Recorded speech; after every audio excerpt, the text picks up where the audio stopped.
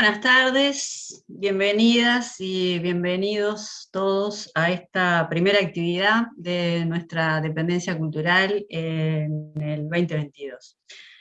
Con muchos de ustedes, en realidad, esto es un reencuentro, pero también con muchos de ustedes, para muchos de ustedes en realidad es la primera vez, el comienzo del inicio de habitarnos, ¿no? Así que me presento brevemente, soy Beatriz Miranda, profesora de literatura, egresada del Instituto de Profesores Artigas, especialista en Historia del Arte y Patrimonio por la Facultad de la Cultura del CLAE, y desde el año 2014, por el llamado concurso de proyectos de gestión cultural, soy la directora de esta dependencia cultural de la Dirección General de Educación Secundaria, la cátedra Alicia Goyena, que, como ustedes saben, en esta gestión también se la conoce como la Casa de Alicia, en esto de continuar con el objetivo básico institucional que tiene desde 1986, que es la formación permanente para docentes, y esta es una instancia que lo demuestra, pero también asumir el perfil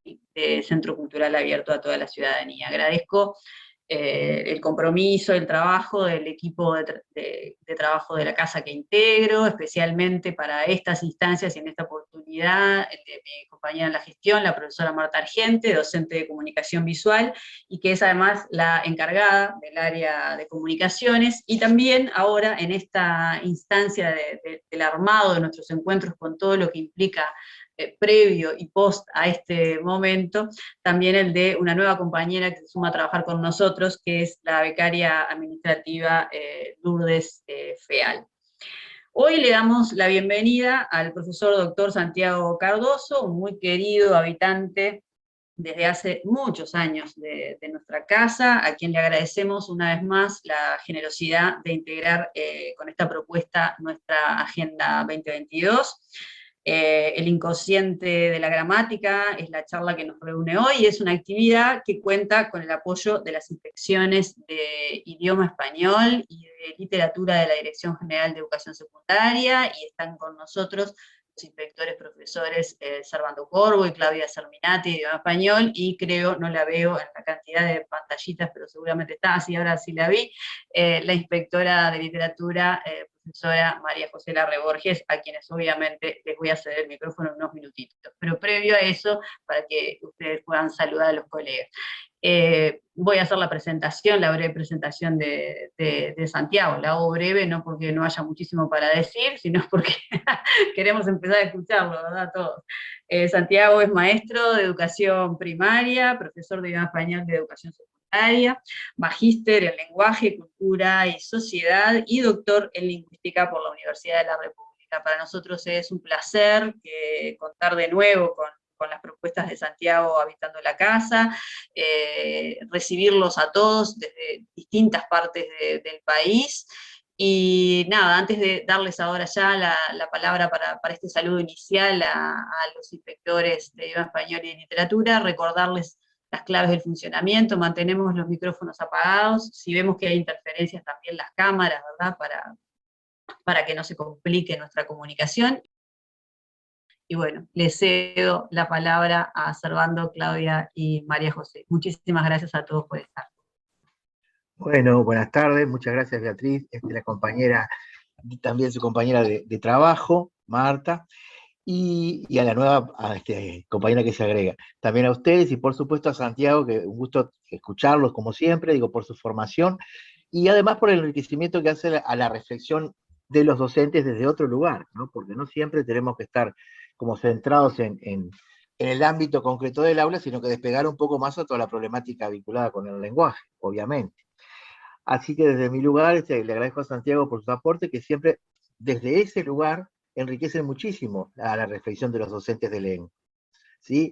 Bueno, Santiago, después te escuchamos. ¿Sí? Ahora paso a la compañera Claudia. Sí, bueno, sí, buenas tardes a todos, y otra vez agradecer a la cátedra, a la gente de la cátedra que siempre está, que tiene este espacio tan enriquecedor para todos. Agradecer a Santiago también, como dijo Servando, que desde otro lugar aporta al enriquecimiento, digamos, a la reflexión, ¿sí? Que eso va después nutre, ¿verdad? Nos nutre como profesionales, ¿sí? Y bueno, darles la bienvenida a todos y el agradecimiento por participar en esta primera instancia de desarrollo profesional del año para nosotros, para idioma español, y le paso la palabra a nuestra colega inspectora María José Larre Borges. Bueno, simplemente un saludo, estoy en medio de una actividad en el IPA y me están corriendo del Zoom. Un título muy provocador, Santiago, qué bueno que estemos acá. Me pregunto quién es el inconsciente de la gramática, pero bueno, estamos para aprender. Me alegro mucho hacer una actividad con los colegas de la cátedra, como siempre, y con los colegas de español. La materia prima con la que trabajamos es la misma, que es la lengua, solamente de distintos enfoques. Y bueno, a aprender. Voy a seguir el curso con mi cámara apagada porque entra y sale gente todo el tiempo, pero lo voy a seguir con mucha atención. Muchas gracias y un abrazo así muy especial a mis colegas de literatura. Buenas tardes para todos. Bueno, vamos como se dice popularmente, vamos directo a los bifes. Empecemos por ese título un poco provocativo, como decía María José.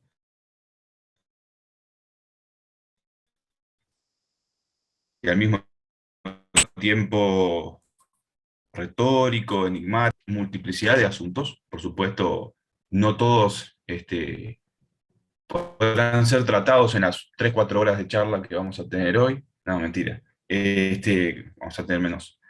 Y empecemos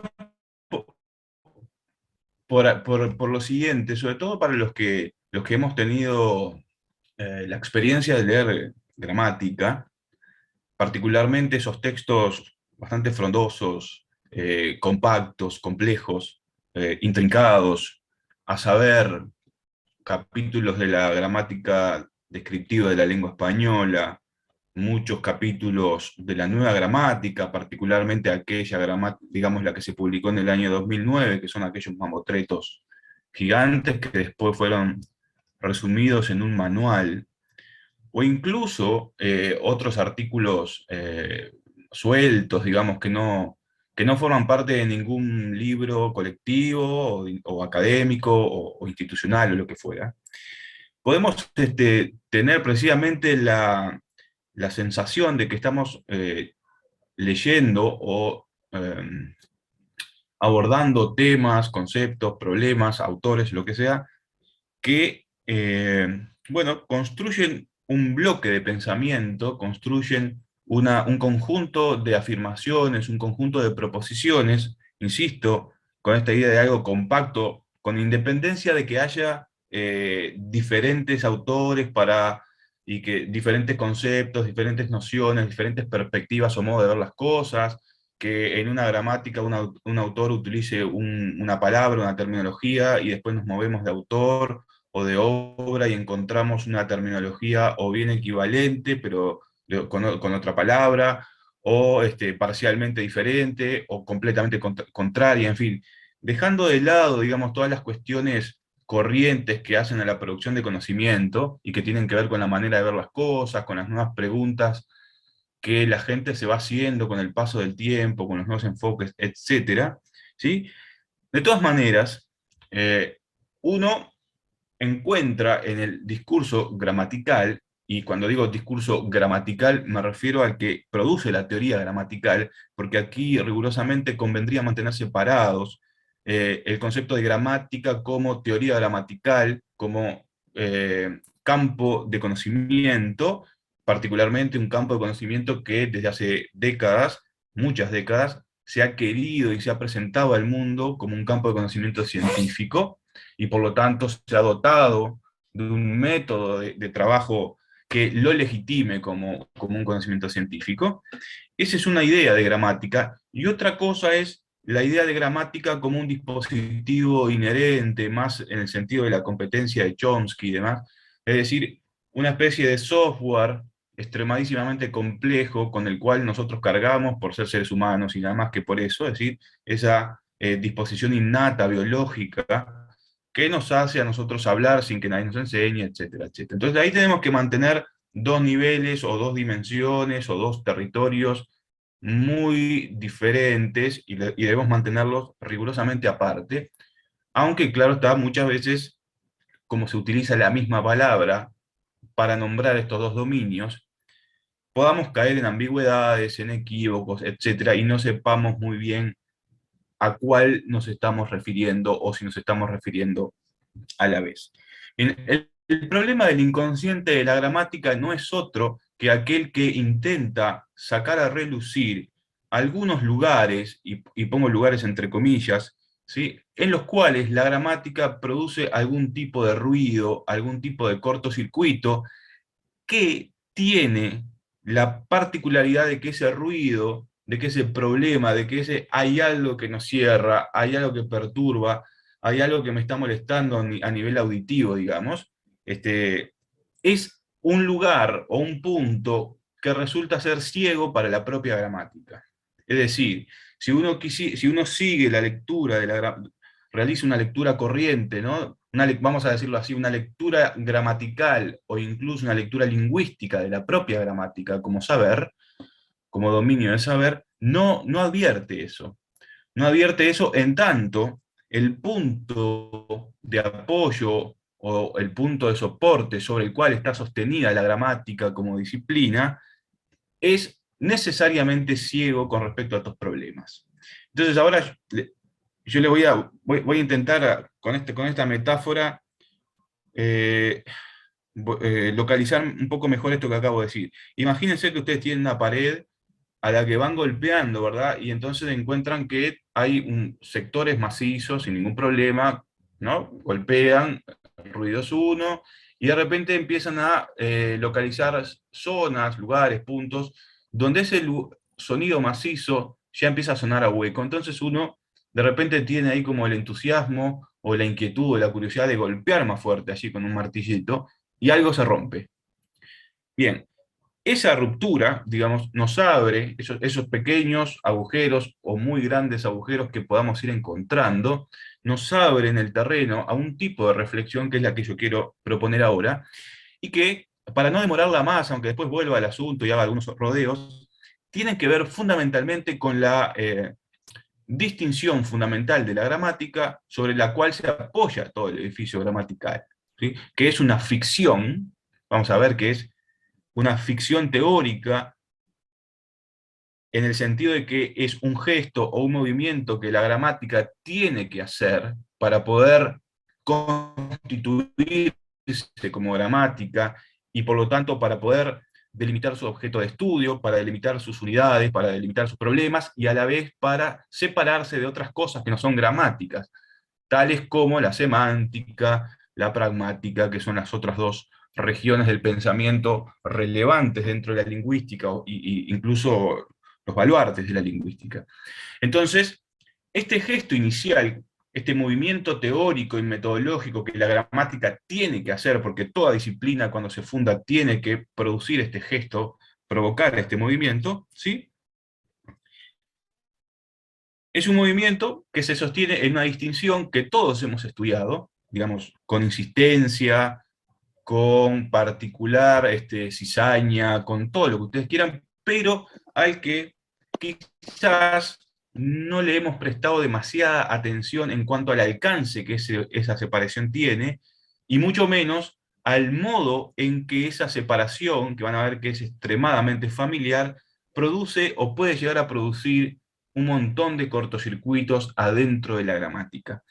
Me refiero a la separación entre el enunciado y la oración.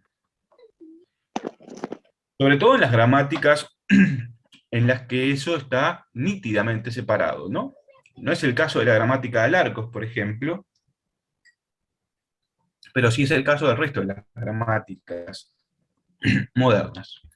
Esa primera separación, la distinción enunciado-oración, supone que la gramática se define en el gesto de excluir de su campo de estudio todo lo que tiene que ver con el enunciado, o al menos parte de lo que tiene que ver con el uso de la lengua, en tanto el enunciado, como una unidad concreta del uso de la lengua, pertenece precisamente al campo del discurso o al campo de la pragmática, digámoslo así, un poco indefinidamente por el momento.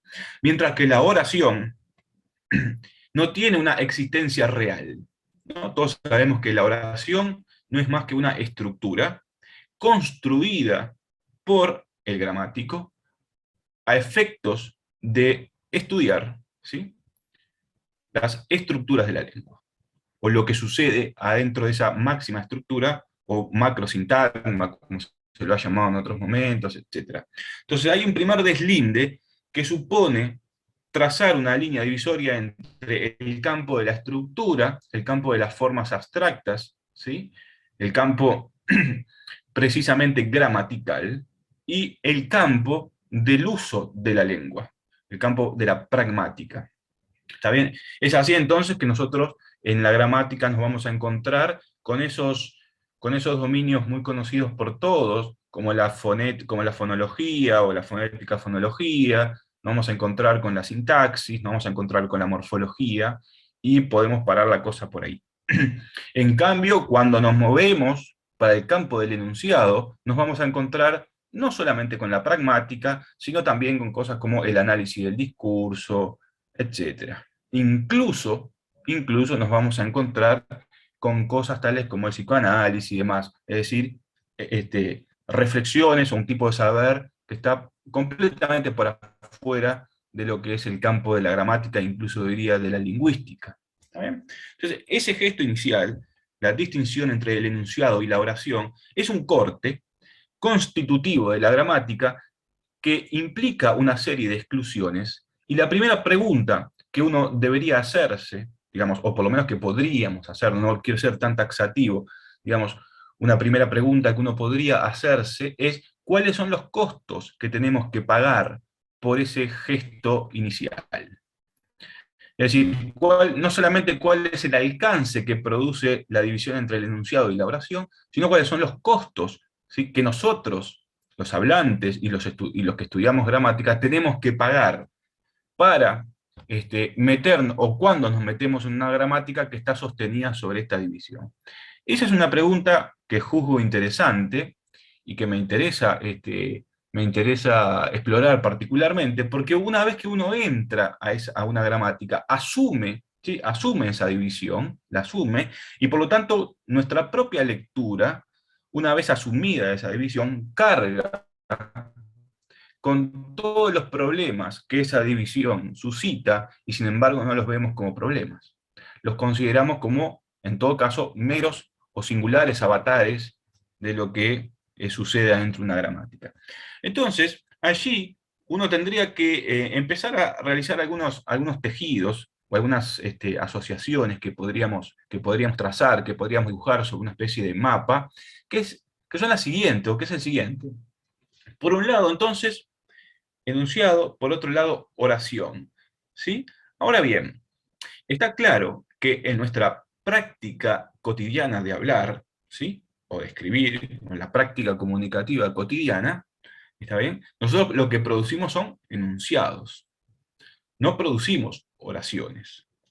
La oración es un proceso de abstracción respecto de la práctica lingüística. Y entonces el problema es qué queda por el camino, ¿sí?, que pueda ser relevante para el uso de la lengua en ese fenómeno de abstracción. ¿Está bien? Y que además nos muestren a la gramática como un saber, ¿sí?, acerca de ese software extremadamente complejo con el cual cargamos nosotros, pero que no explica, ¿sí?, no termina de explicar del todo el funcionamiento de la lengua. Aunque también cabe decir esto, la gramática no tiene como objetivo explicar ese funcionamiento, es ¿no? Intenta explicar parte de ese funcionamiento, pero vamos a ver que en algunas zonas en particular, el modo en que la gramática nos ofrece explicaciones, redacta sus explicaciones, ¿sí?, bueno, ahí hay mucho ruido, ¿sí?, y habría que abrir un poco los ganchos para ver de qué nos hablan esos ruidos. Es decir, habría que escuchar bien qué es lo que esos ruidos nos dicen acerca de las propias explicaciones que la gramática produce, ¿sí?, y cuáles son las consecuencias que nosotros estamos obligados, en cierto modo, a extraer en función de esos ruidos. Pongo un punto acá y abro un paréntesis, o todavía no pongo un punto y abro un paréntesis. Eventualmente, cada uno de ustedes podrá sacar conclusiones de diversa naturaleza de lo que yo estoy diciendo, particularmente conclusiones didácticas. Esto es, de lo que yo vaya a decir, siempre se puede extraer algo relativamente útil para dentro de un salón de clase, con sus adaptaciones, ¿no? Con sus adecuaciones, con sus matices o matizaciones, etc. Pero no va a ser en este momento prioridad mía enfocarme en eso. ¿Está bien? Y tampoco discutirlo eventualmente, porque en este momento lo que me interesa así más bien es moverme en cierto nivel teórico, poder plantar en el corazón mismo de la gramática algunos problemas, ¿está bien? Algunos problemas, y dejarlos ahí, como si fuera un campo minado, ¿no? Y que eso explote en algún momento. Cierro paréntesis. Decían Servando y Claudia que lo que yo podía decir ahora procedía de un lugar de la reflexión diferente, y yo estoy de acuerdo con ellos, y al mismo tiempo no estoy tan de acuerdo, y eso me parece que es un punto interesante, en la medida en que las cosas que yo voy a decir sobre la gramática, o que ya estoy diciendo sobre la gramática, no provienen necesariamente de una fuera de la gramática, sino de una adentro, ¿no? En tanto yo me he dedicado a enseñar gramática, digamos, hace muchísimos años. Entonces, intento como tener como una pata afuera y una pata adentro, entonces el lugar desde el cual estoy hablando no es menor, ¿sí? No estoy, esto tiene que quedar clarísimo, ¿no? Porque a veces se me ha achacado así medio como espontáneamente alguna cosa de la cual por supuesto que no me he dado cargo, aunque quizás haya contribuido sin darme cuenta de ello. No estoy en contra de la gramática, esto no es un ataque para excluir a la gramática de ningún lado. No estoy haciendo una especie de ofensiva para destituir o destruir a la gramática y sacarla de la enseñanza de la lengua, no estoy haciendo nada que ver, ¿no? Sencillamente estoy intentando pensar un dominio del conocimiento e identificar en el modo en que ese conocimiento produce sus propios enunciados pequeños problemas. ¿De acuerdo? Es eso un poco el punto que querría traer aquí. Pero insisto, todo siempre pensando en esa distinción entre el enunciado y la oración. ¿Está bien? Entonces no sé si ustedes recuerdan, pero cuando empieza la nueva gramática a hacer esta primera distinción, pone una serie de ejemplos en los cuales dice, bueno, esto es una oración y esto no. ¿Está bien? Esto puede ser, las dos cosas son enunciados, pero esto no tiene una estructura de oración, y esto otro sí. Entonces uno puede decir, yo qué sé, no sé, hoy está lindo, y ahí tenemos una oración, Juan compró 3 kilos de harina, y ahí tenemos otra oración, y entonces vamos a empezar a definir la oración como una estructura predicativa que está compuesta siempre por 2 elementos, eso ya lo sabemos. Uno de esos elementos se llama predicado, el otro elemento se llama sujeto, y el contenido del predicado se le atribuye al referente del sujeto, y ahí se produce la relación predicativa. Y en algunas oportunidades, esa relación predicativa también va acompañada, o en la mayor parte de las veces, por fenómenos de concordancia, por ejemplo, entre el sujeto y el verbo del predicado. Pero no es necesaria la concordancia, o sea, esa manifestación de ese fenómeno morfosintáctico no es necesaria para que exista una oración. Ese es más o menos el campo de la oración, el campo de las relaciones predicativas, ¿sí? Mientras que el enunciado va por otro lado. Ahora bien, 2 segundos después que hacemos esa distinción tajante que nos queda clarísima, ¿sí? Entonces uno puede tener el ejemplo como hay café, y entonces lo escribe así, ¿no? Lo escribe, pone hay café, punto. O dice hay café, y lo escribe con signos de interrogación. O después un tercer ejemplo dice hay café, y lo escribe con signos de exclamación. Entonces puede decir, ahí hay una misma oración, en tanto la relación predicativa es la misma, entre el mismo verbo, el mismo objeto, etc. Pero son 3 enunciados diferentes. En tanto en uno se está haciendo una afirmación, en otro se está haciendo una interrogación y en otro se está haciendo una exclamación. De modo tal que hablar de afirmación, hablar de interrogación y hablar de exclamación ya no pertenecerían por derecho al campo de la gramática o al campo de la oración, sino que pertenecerían al campo del enunciado.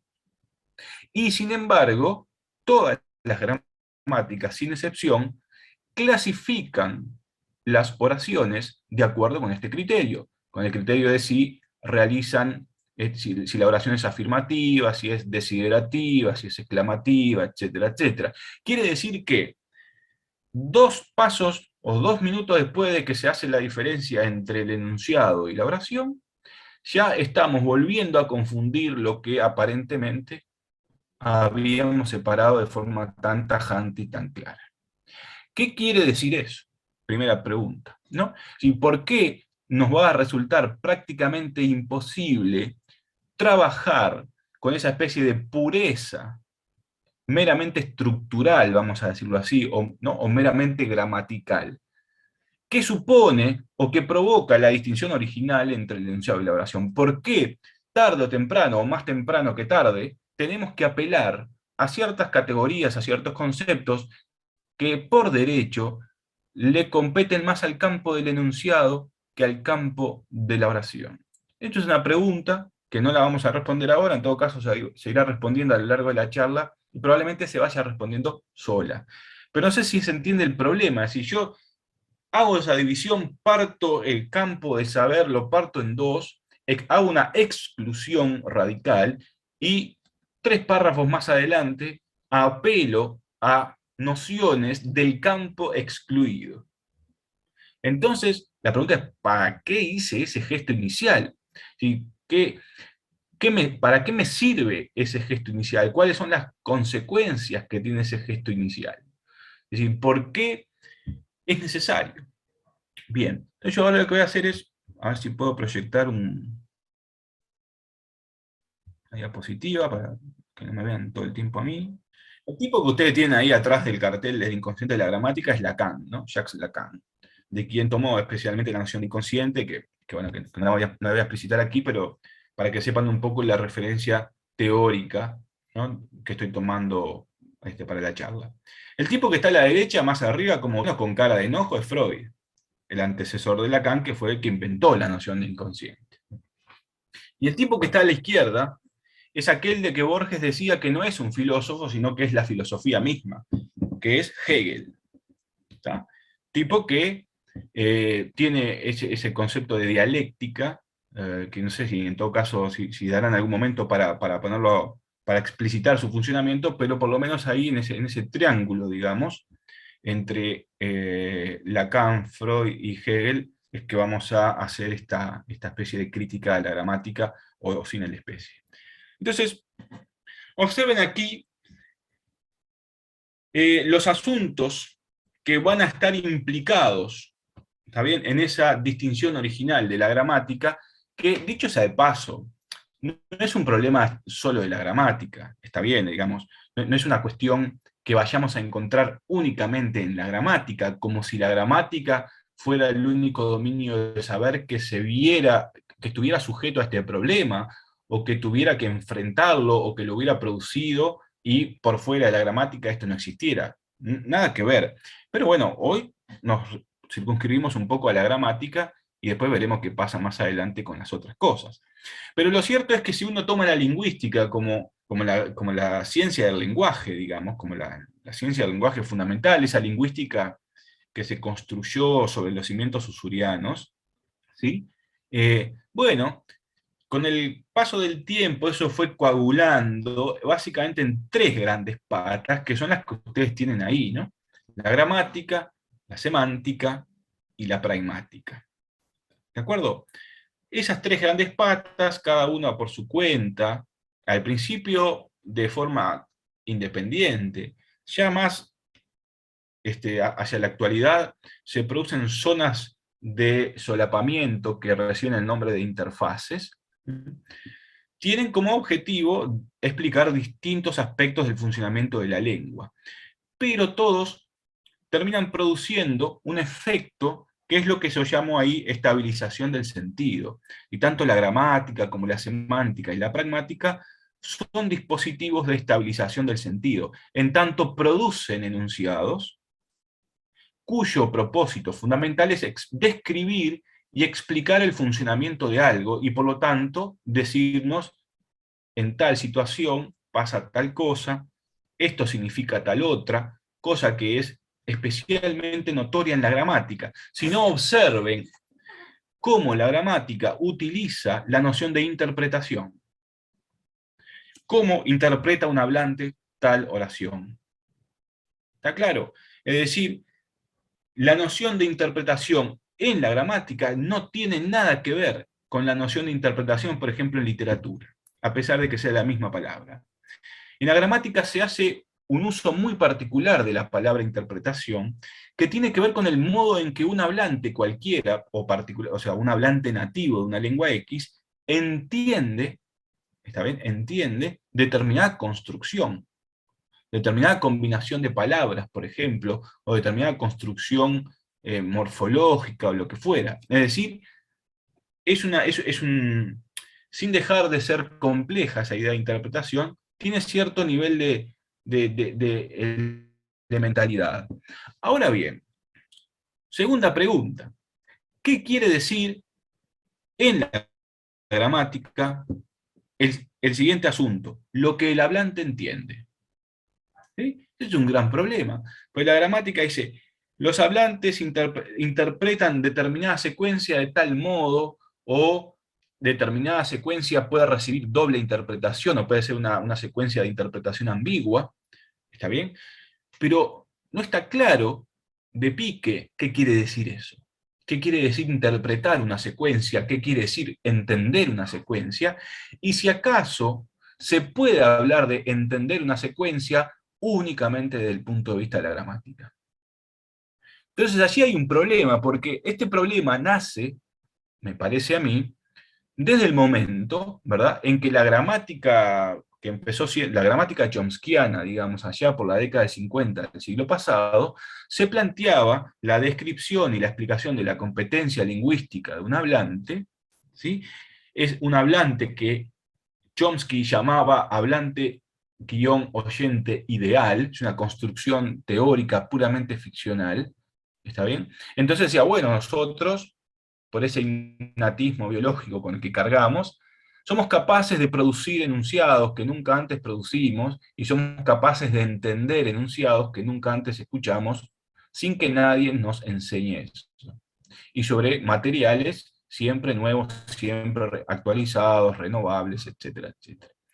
Entonces ahí se genera un primer puntapié, digamos, para este concepto de interpretación que genera, insisto, eso que acabo de escribir allí a la derecha, estabilización del sentido, y decirnos cómo significan las cosas, cómo son interpretadas, cómo no son interpretadas, cómo podrían interpretarse, etcétera, etcétera. Es decir, todo lo que quede más o menos circunscripto a una descripción y a una explicación, lo que quede recortado, se traza una especie de perímetro del modo de entender las cosas.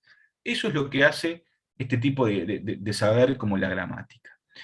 Para poder hacerlo, ¿sí?, para poder hacerlo, se introducen nociones de diverso tipo, tales como la que aparecen ahí abajo. ¿Sí? Aparecen recurrentemente, por eso lo traigo a cuento, hay muchas otras, pero me parece que aquí son nociones que todos más o menos hemos manejado, que son la noción de referencia y de referente, la relación entre las estructuras lingüísticas y los contenidos asociados a esas estructuras, ¿sí? Y estas otras dos categorías, bastante más complejas y problemáticas, que son las categorías de información consabida y de conocimientos enciclopédicos. ¿Está bien? Entonces, en rigor, los únicos dos conceptos que podríamos decir que son estrictamente gramaticales son los segundos, la relación entre las estructuras y los contenidos, porque la noción de referencia y la noción de referente no son propiamente gramaticales. Son dos nociones que edifican lo que llamamos la semántica. Mientras que la información consabida y los conocimientos enciclopédicos son dos nociones sobre las cuales se apoya la pragmática. Y sin embargo, cualquiera de estas nociones que acabo de mostrarles aquí, de las que estoy hablando, aparecen una y otra vez en las explicaciones de la gramática.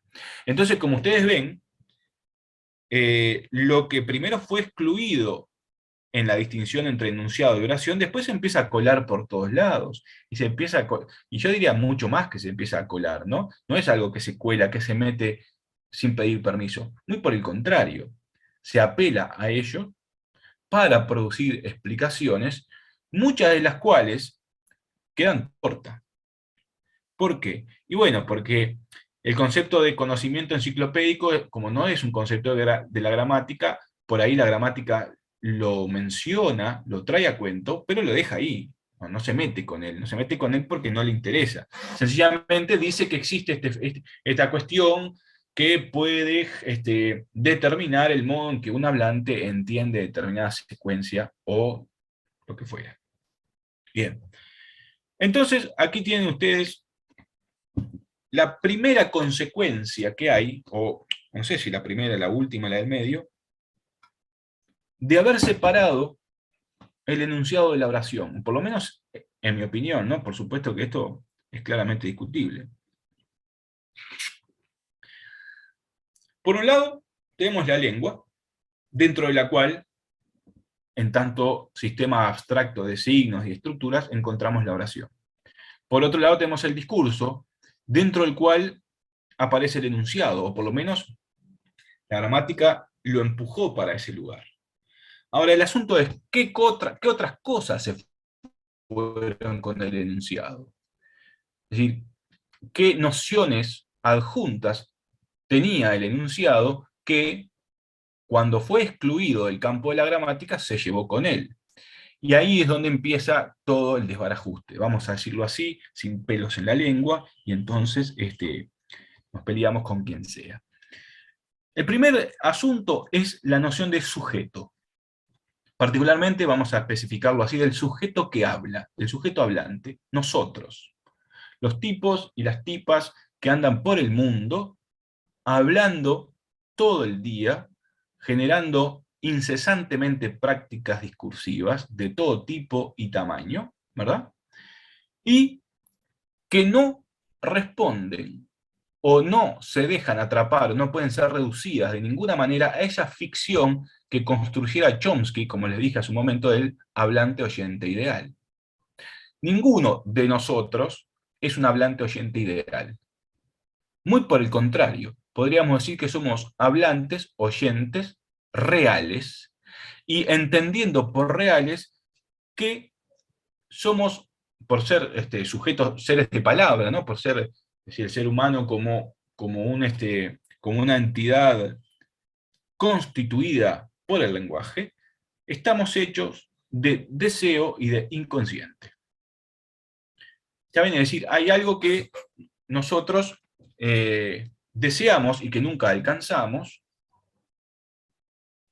y a su vez estamos, además de hablar nosotros, de decir cosas, también hay algo que nos habla, hay algo que proviene de algún otro lado que nosotros no sabemos dónde ubicarlo, pero que no nos deja tener el control completo de lo que estamos diciendo. ¿Sí? Y por lo tanto, en la medida en que no podemos tener el control completo de lo que estamos diciendo, tampoco podemos calcular anticipadamente cómo lo que estamos diciendo va a ser leído por el otro. Es decir, si usara el vocabulario de la gramática, no puedo anticiparme sobre cómo va a interpretar el otro lo que yo le estoy diciendo. Porque una vez que mis palabras salen de mí, y salen de múltiples modos, eso es en cierto modo arrojado al otro, y arreglate como puedas. Entonces ahí se produce una escucha, que el otro escucha lo que yo estoy diciendo, y lo escucha en niveles distintos, en niveles desparejos, jerarquizados de múltiples formas, pero nunca en forma coincidente con los niveles en los que yo produje el enunciado. Entonces, el concepto que habría que retener aquí, como característico de cualquier intercambio comunicativo, es el concepto de malentendido. No como una especie de tropiezo lamentable que podríamos reconstituir o lo que fuera, sino como un elemento constitutivo de la comunicación. No hay forma de eludir el malentendido. ¿Sí? Esto no quiere decir que cuando yo digo A, todo el mundo entienda otra cosa. Son pequeños desajustes que se dan, o se pueden dar desajustes gigantescos, que lleven a la rectificación, pero bueno, ahí hay siempre pequeños problemitas entre lo que dice alguien y lo que el otro escucha o entiende.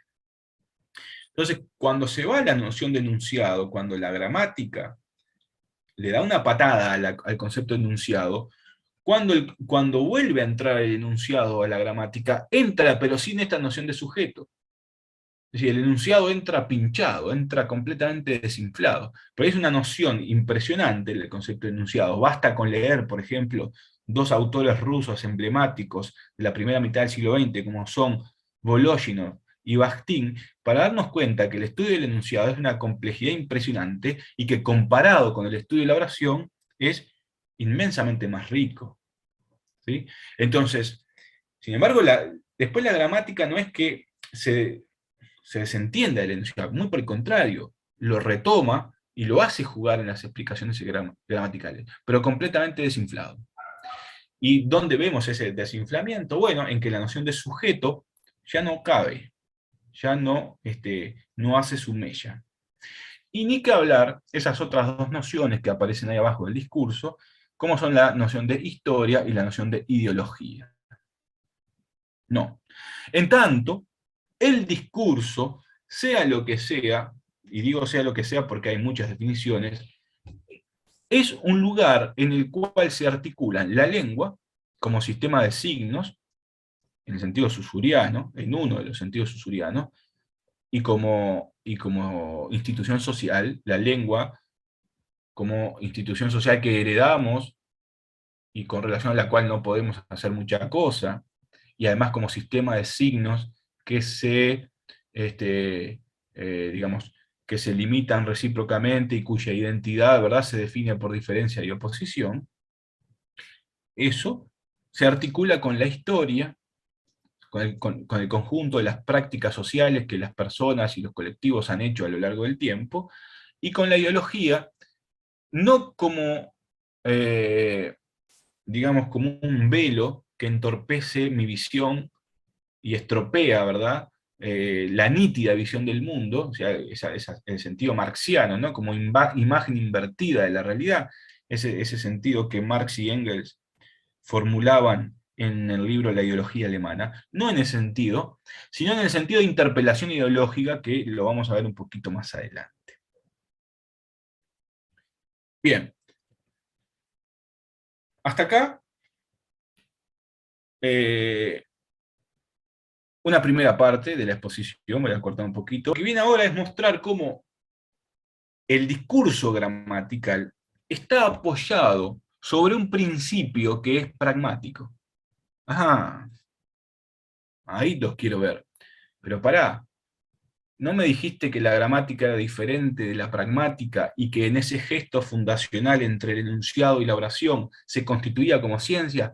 Sí, pero su punto ciego, su punto auténticamente ciego, es que que esa idea de interpretación que mencioné hace un ratito y las explicaciones que ofrece están apoyadas sobre el siguiente principio de pragmática que fue formulado explícitamente por un filósofo que se llama John Searle, en un libro que quizás ustedes hayan leído, que se llama Actos de Habla. Y miren lo que dice el loco. Esto es una cita lo que le voy a mostrar ahora, ¿no? Ahí lo tienen. Dice, se llama así, ¿no?, el principio de expresabilidad. Dice John Searle, dice, al hablar intento comunicar ciertas cosas a mi oyente, haciéndole que reconozca mi intención de lograr ese efecto. Y tan pronto como el oyente reconoce qué es lo que intento lograr, se logra en general el efecto que se pretendía. El oyente comprende lo que estoy diciendo tan pronto como reconoce que mi intención, al emitir lo que emito, es una intención de decir esa cosa. Tomá. Silencio. Y uno dice, pará, loco, ¿no te parece que eso es como demasiado sencillo? ¿No te parece que ese modo en que vos estás formulando las cosas da la sensación de que todos los hablantes funcionamos como una especie de paraíso o de relación umbilical entre nosotros? De modo tal que todo es un funcionamiento perfectamente aceitado y el mundo es rosa y todo lo que usted... Perdón, no quise, se me escapó lo de rosa. Eh, Se dan cuenta que es... No, perdone que ponga esta especie de actitud así un poco belicosa. No, ¿cómo? Mira, al hablar intento decir, cuando intento decir algo, dice Shirley, siempre se va a encontrar en la lengua la forma adecuada para expresar lo que uno quiere decir. Y no solamente se va a encontrar esa forma adecuada para expresar lo que uno quiere decir, sino que eso le va a llegar al otro. Y el otro va a estar en condiciones de decodificar lo que yo acabo de decir, lo va a entender, y parte del entendimiento, y acá es donde se prenden todas las luces, está en el hecho de que el otro es capaz de reconocer las intenciones que yo tengo al decir lo que digo, cuando lo emito. Pará. Reconocer las intenciones del otro. Muchos problemas hay acá. En primer lugar, si el tipo dice,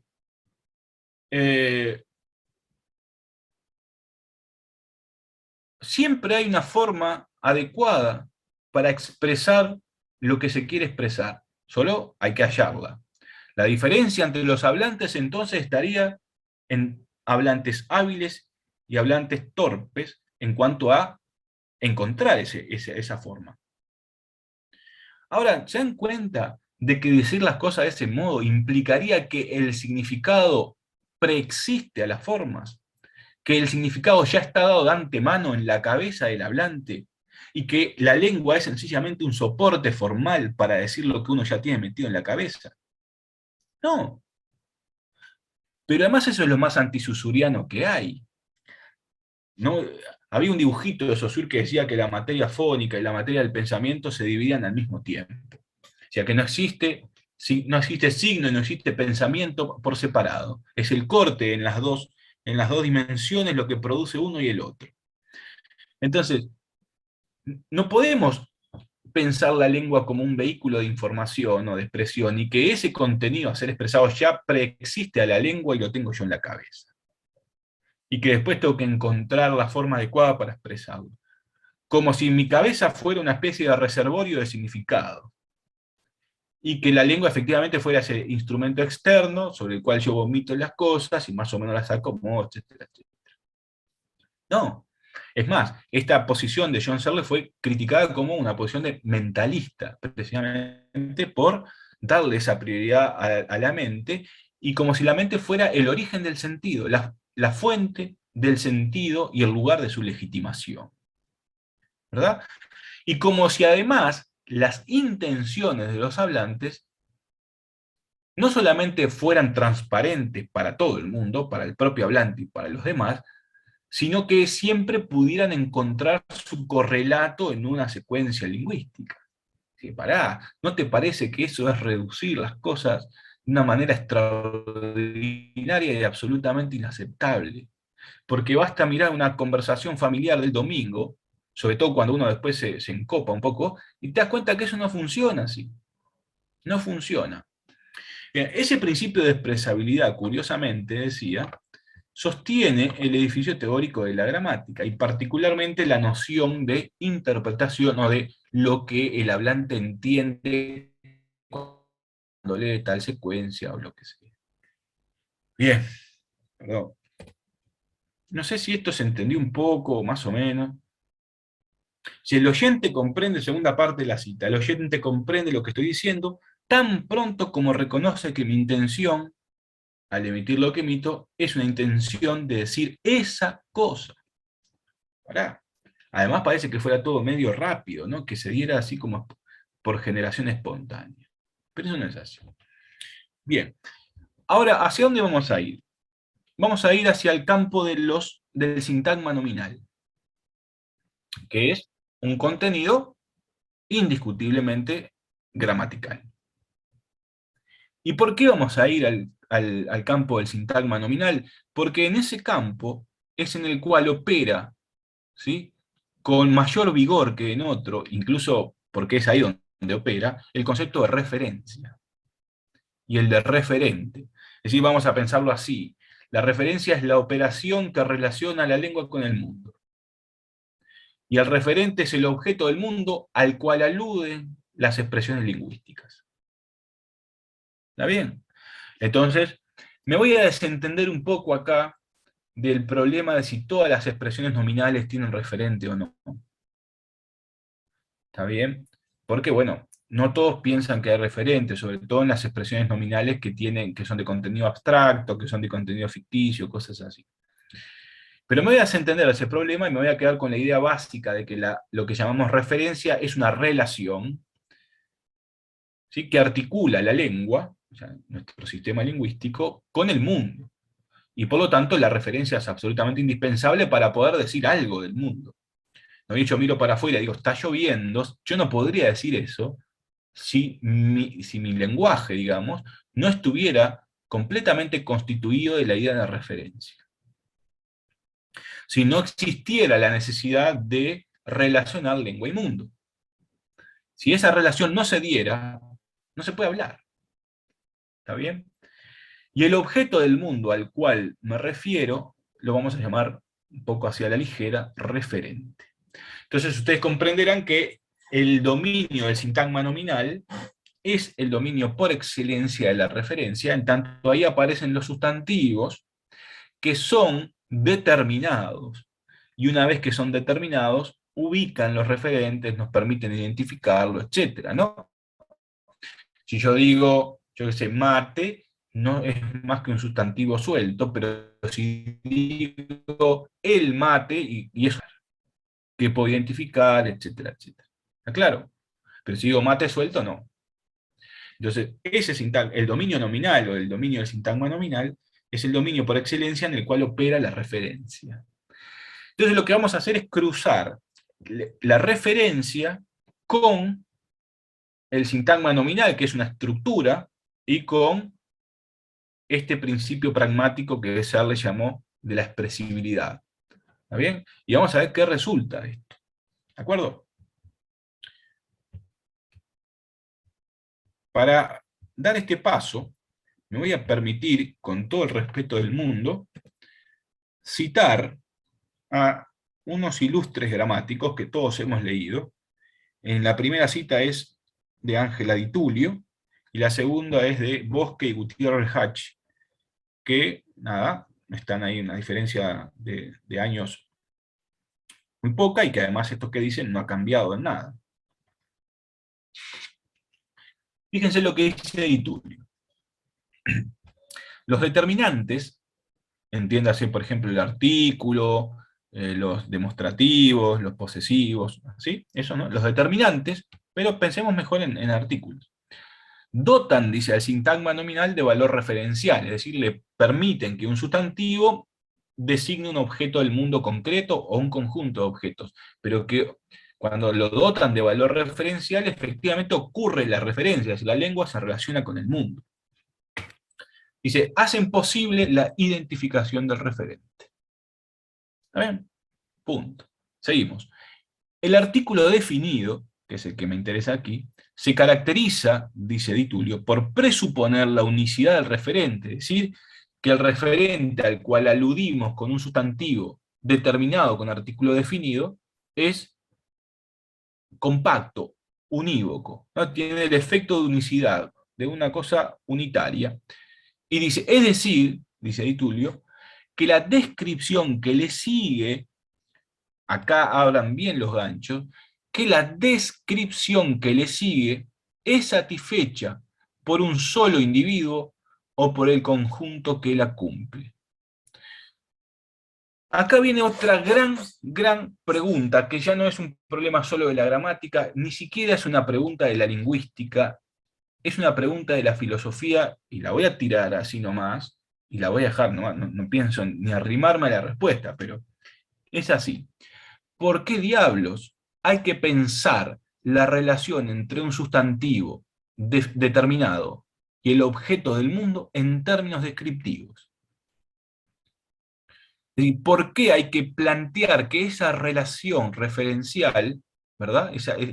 Ese vínculo, esa articulación entre una expresión lingüística X y el objeto del mundo referido, satisface una descripción? ¿Por qué? Es decir, ¿qué estoy obligado yo a aceptar si acepto a la vez la idea de descripción? No sé si me explico. Porque para nosotros esto es como el aire que respiramos todos los días. O sea, leer en una gramática que una expresión lingüística se relaciona con un objeto del mundo en términos descriptivos, nos parece lo más fácil del mundo, lo más... Pero eso es un problema, como diría mi abuela, de la masita. Es un problema de la masita. Y no es un problema lingüístico, o no únicamente. Es un problema ontológico. Pero, perdón. Es decir, ¿por qué? ¿Por qué tenemos que aceptar que la articulación de la lengua con el mundo funciona descriptivamente y funciona en la dirección de que una expresión lingüística satisface descriptivamente, ¿sí?, un conjunto de rasgos o de atributos que se encuentran en el referente? ¿Se dan cuenta de que este pequeño movimiento que hace Di Tullio, absolutamente incorporado en todo el mundo, implica que la lengua está funcionando especularmente con respecto al mundo? En otras palabras, que la lengua refleja las cosas, y las refleja descriptivamente, y por lo tanto podrá haber déficit descriptivo o exactitud descriptiva, pero siempre es un problema de descripción. La lengua captura el mundo en términos descriptivos. Yo no estoy diciendo que esté mal, yo estoy diciendo por qué tenemos que pensar así. Es una pregunta, al menos a mí, me parece que vale la pena. Yo, habitualmente, Luciana, hacemos el intercambio al final, pero como esto viene medio espeso, preguntá lo que quieras preguntar y cosas. ¿Me escuchan? ¿Se me escucha? Sí, clarísimo. ¿Sí? No es intercambio, es pregunta. No voy a intercambiar nada. Si no lo pensamos así, ¿cómo lo pensamos? Esa es una muy buena pregunta. Si no pensamos la lengua en esos términos de descripción o de designación o de referencia al mundo. No hay posibilidad, no hay posibilidad. Pero el hecho de que no haya posibilidad de pensar las cosas de otra manera, no quiere decir que eso no sea problemático. Y no quiere decir que no sea una ilusión. Entonces acá diste la tecla, porque yo voy a tirar una cosa que es esta.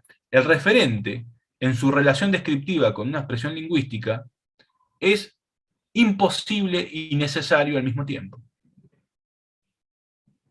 ¿Está? Es decir, el referente es un nudo contradictorio.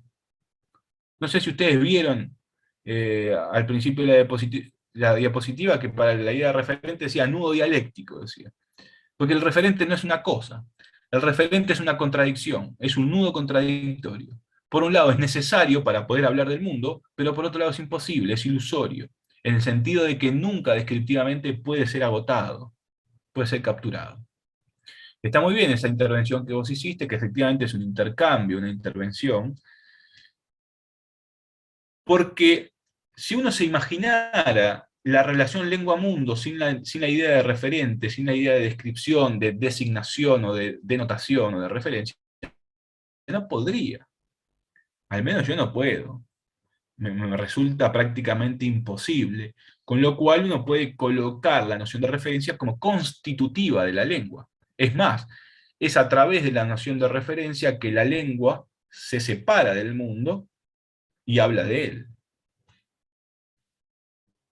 Porque esa es otra historia, ¿no? Si yo no tengo la distinción lengua por un lado, mundo por otro, ¿cómo hablo del mundo? Se dan cuenta que hay, pero eso es un problema salado, digamos, muy salado. Que yo abordo ahí en unos seminarios, pero es un problema salado. ¿Y cómo hablo de la lengua? Sí, no apto para hipertensos, por eso es salado.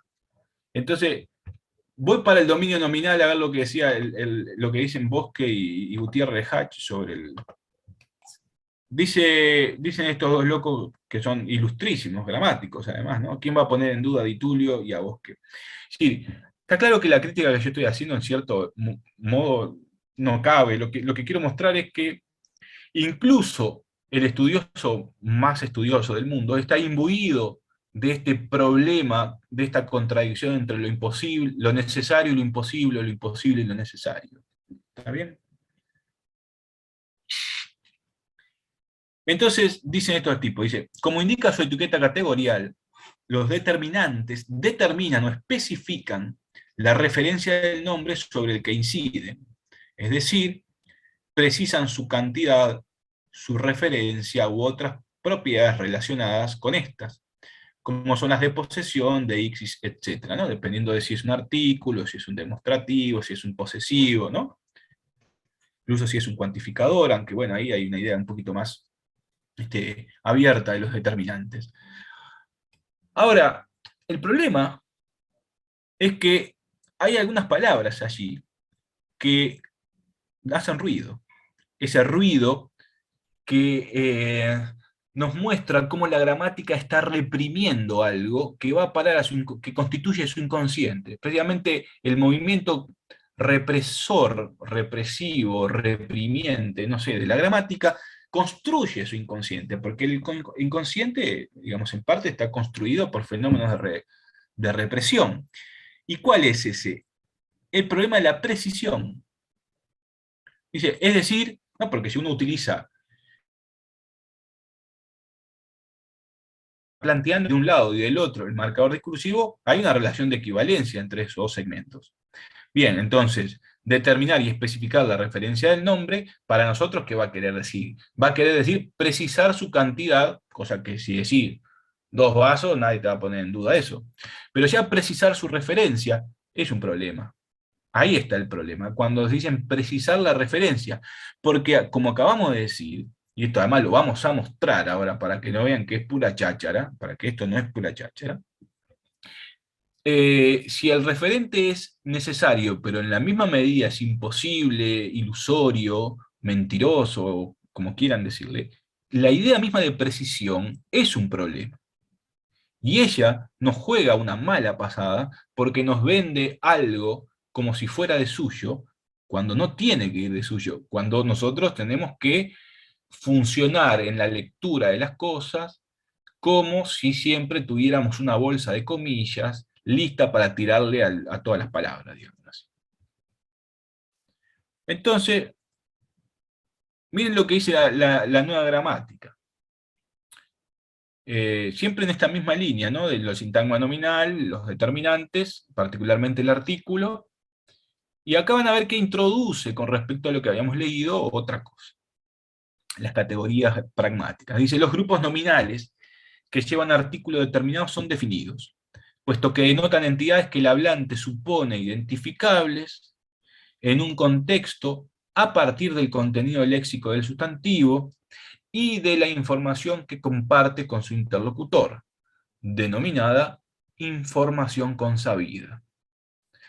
Alude esta información al complejo sistema de conocimientos enciclopédicos, contextuales y situacionales, así como de inferencias que se pueden deducir a partir de la información disponible, aunque en sentido estricto, dicha información no es siempre consabida por el receptor, el artículo determinado indica que el emisor la presenta como tal. discutible, pero lo importante, en todo caso, es que esa información consabida presupone que hay un espacio común entre el hablante y el oyente que va a funcionar como, si queremos, como lugar en el cual podemos legitimar una interpretación. Como si efectivamente los interlocutores pudiéramos coincidir en ese espacio llamado conocimientos enciclopédicos, y sin embargo cada uno tiene su experiencia de vida, su relación con el mundo, su relación con las palabras, vamos a decirlo así, su propio inconsciente, de modo que ese espacio, no digo que no pueda existir, pero también está completamente roto, fracturado, es más oblicuo, está lleno de caminos sinuosos, digamos, zonas que se ven con más claridad que otras, digamos, lugares donde las letras impresas están borradas por el tiempo, porque la copia de la fotocopiadora salió mal, o sea, en fin, no es un lugar en el que uno pueda hacer la plancha, tirarse para atrás y quedarse completamente cómodo, muy por el contrario, es un lugar más que nada de no coincidencias, que de coincidencias. Hay una autora francesa que se llama Jacqueline Thierry-Bou, que le llama a eso no coincidencia interlocutiva. Y eso atraviesa todo el funcionamiento de la lengua. Entonces, para ir como arribando al final, voy a oponer a todo esto que acabo de leer. ¿Se dan cuenta? Perdón, que voy para atrás. ¿Se dan cuenta lo que les decía esto al comienzo? Dispositivos de estabilización del sentido. Piensen esta afirmación, o esta cuestión, piénsenlo acá en esta palabra de John Searle, y piénsenlo en estas citas de Di Tullio y de Gutiérrez Rehach, y en la Nueva Gramática, y van a ver que todo más o menos parece que efectivamente cuaja, que está más o menos controlado en sus perímetros, que por ahí podrá parecer alguna cuestión medio díscola, insurrecta o subversiva, digamos, pero que más o menos uno, por el uso de esas estructuras lingüísticas en particular, mantiene a raya, digamos, dentro de los contenidos más o menos preestablecidos. Efectivamente, como si la lengua fuera esa especie de maquinaria que puede tener algún problema de aceite, vamos a decirlo así, pero nada, le ponemos un 3 en 1 y ya está. Ahora, miren lo que dice un psicoanalista, que, digamos, esta afirmación, en cierto modo, es el resultado de la práctica del psicoanálisis, no, de la clínica psicoanalítica. Dice, el sujeto que habla no es amo y señor de lo que dice. En cuanto habla, en cuanto piensa que utiliza la lengua, en realidad es la lengua quien lo utiliza a él. En cuanto habla, siempre dice más de lo que quiere, y al mismo tiempo siempre dice otra cosa.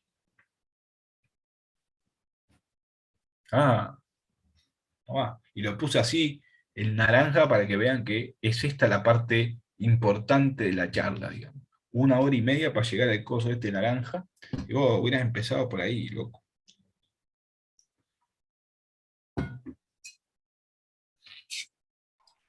Hola. Ahora bien, ¿qué quiere decir? Sí, Servando. No, justamente cuando vos hiciste, pensando en esto que estás diciendo ahora, ¿no? Con lo que vos dijiste, color de rosa, ¿te acordás? En su momento. Sí. ¿Sí? Claro, Esa palabra allí, digo, a ver, yo en ese momento no pensé hacia dónde vos indujiste la lectura. Pero al hecho y yo de hacer tampoco la referencia, la pensé cuando la dije, claro. Pero la aclaración, si hubiese pasado sin aclaración, yo no me corría para ese lado. Pero cuando hiciste la aclaración, sí me corrí para ese lado. Entonces, a mí esto me trajo, o sea, lo pensé por este lado en este momento, cuando vos hiciste esta observación, con lo cual, por supuesto, que coincido absolutamente, digo, es así, digo, el enfoque, ¿no? Que uno dice mucho más de lo que dice, evidentemente, ¿no? Pero también un comentario así, tangencial, me pareció interesante decírtelo. Nada más que eso. No, pero está bien que hayas traído ese ejemplo porque viene exactamente a cuento, y quizás alguno haya podido pensar eso sin que yo lo haya aclarado, digamos. Y también es interesante cómo esa frase, yo ese, un año atrás no pasaba nada con esa frase, digamos, y no suscitaba nada, y por ahí en este mismo momento, sí genera otras cosas. Entonces ahí tenemos la historia, ¿no? Esa es la historia funcionando en el discurso, ¿se dan cuenta? ¿Se acuerdan que yo les decía que el discurso es el lugar donde se articula la lengua, la historia y la ideología? Bueno, efectivamente, ahí aparece ese asunto bastante peliagudo y que, como dice aquí Miller, escapa a nuestro control, digamos. Ahora bien, la pregunta que hay que hacernos es, ¿qué quiere decir que la lengua también nos habla a nosotros? En parte quiere decir esto que Servando trajo a cuento aquí, pero también quiere decir algo que es lo que voy a mostrar ahora con el ejemplo que venía ahí abajo. ¿Está bien? Fíjense, ahí tienen dos sintagmas nominales destacados, ¿verdad? Convenientemente destacados. El primero de ellos está determinado por un artículo definido, y el segundo está determinado por un pronombre posesivo de primera persona. ¿Ven? El uruguayo toma mate y come asado. Y después el otro dice, Artigas es el personaje más importante de nuestra historia. Los que me conocen saben que yo tengo una obsesión con Artigas desde chiquito, pero está, eso es otro cuento.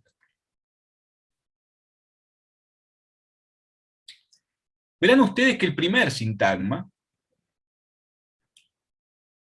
según describe la gramática, produce un efecto de prototipicidad. ¿Está bien? Además de identificar el referente, de producir una idea de unicidad, ¿está bien? En el caso en ese contexto también de uso genérico, produce un efecto de prototipicidad. ¿Está bien? Ahí consiste entonces, esa práctica consiste en generar abstracción, una abstracción impresionante, porque decir el uruguayo y construir una entidad prototípica es hacer abstracciones de un conjunto de aspectos, rasgos o atributos que no se consideran relevantes para construir el prototipo del uruguayo. ¿Está bien? Ahora, ¿quién decide eso? Es decir, ¿y cómo se construye ese prototipo? Porque si la gramática dice que el sintagma nominal determinado ¿no? captura descriptivamente el objeto al cual alude, en este caso el uruguayo, ¿cuál es ese objeto? ¿Cuál es el conjunto de rasgos que hacen al prototipo uruguayo? ¿Cuántos son? ¿4, 5? ¿En qué orden? ¿Siempre fueron los mismos? ¿Cómo se construyen esos rasgos? ¿Están en el objeto mismo o se construyen de otra manera? Porque me parece, lo voy a decir así con cierta timidez, no podríamos pensar que existe en la realidad el uruguayo, que va por el mundo esa entidad abstracta cargando con un conjunto de propiedades. Antes bien, el contenido de el uruguayo está históricamente construido a través de lo que la gente ha dicho sobre el uruguayo. Quiere decir que el contenido referencial del sintagma el uruguayo no es una cosa, son otros enunciados. Es decir, todo lo que las prácticas discursivas a través del tiempo han depositado una y otra vez allí. Perdón. Sí, María. No, Santiago, que yo justamente por eso hace un rato, cuando la compañera preguntó en qué otro sentido se puede pensar la lengua, había puesto en el chat que a veces la lengua crea al referente, con un crea entre comillas. Claro. Y sin comillas también, no le temas. Por eso justamente, que fue que puse ese comentario y ahora que lo decís me queda como mucho más claro mi propio pensamiento. Claro, o sea, es impresionante porque uno dice, está bien, un prototipo, digamos, en el ámbito de la robótica, por ejemplo, uno tiene como cierta materialidad y vos decís, claro, porque tiene estas funciones y después se lo irá matizando, etcétera, etcétera, digamos, tenemos como un contacto con la realidad en ese ámbito bastante más directo, no sé cuánto. Pero si uno dice, ¿cuál es el contenido del uruguayo? Evidentemente no hay rasgos por sí mismos que constituyan a ese uruguayo, sino que son enunciados, ¿está bien?, que han ido coagulando a través del tiempo en un conjunto de prácticas discursivas, que es lo que la gente dice sobre lo que es el uruguayo. O sea, tomar mate como un predicado del uruguayo, para que sea parte del contenido referencial de este sintagma nominal, la gente tiene que haber dicho en algún momento tomar mate. Tiene que haber atribuido al a ese sintagma nominal ese predicado, digámoslo así. ¿Está bien? Ahora, son prácticas históricas. De modo tal que, y acá agárrense porque se viene una de novela. Cuando uno conoce el referente del sintagma nominal, el uruguayo, no está conociendo un objeto, una persona, una entidad. Está conociendo sus propias prácticas históricas de producir un referente.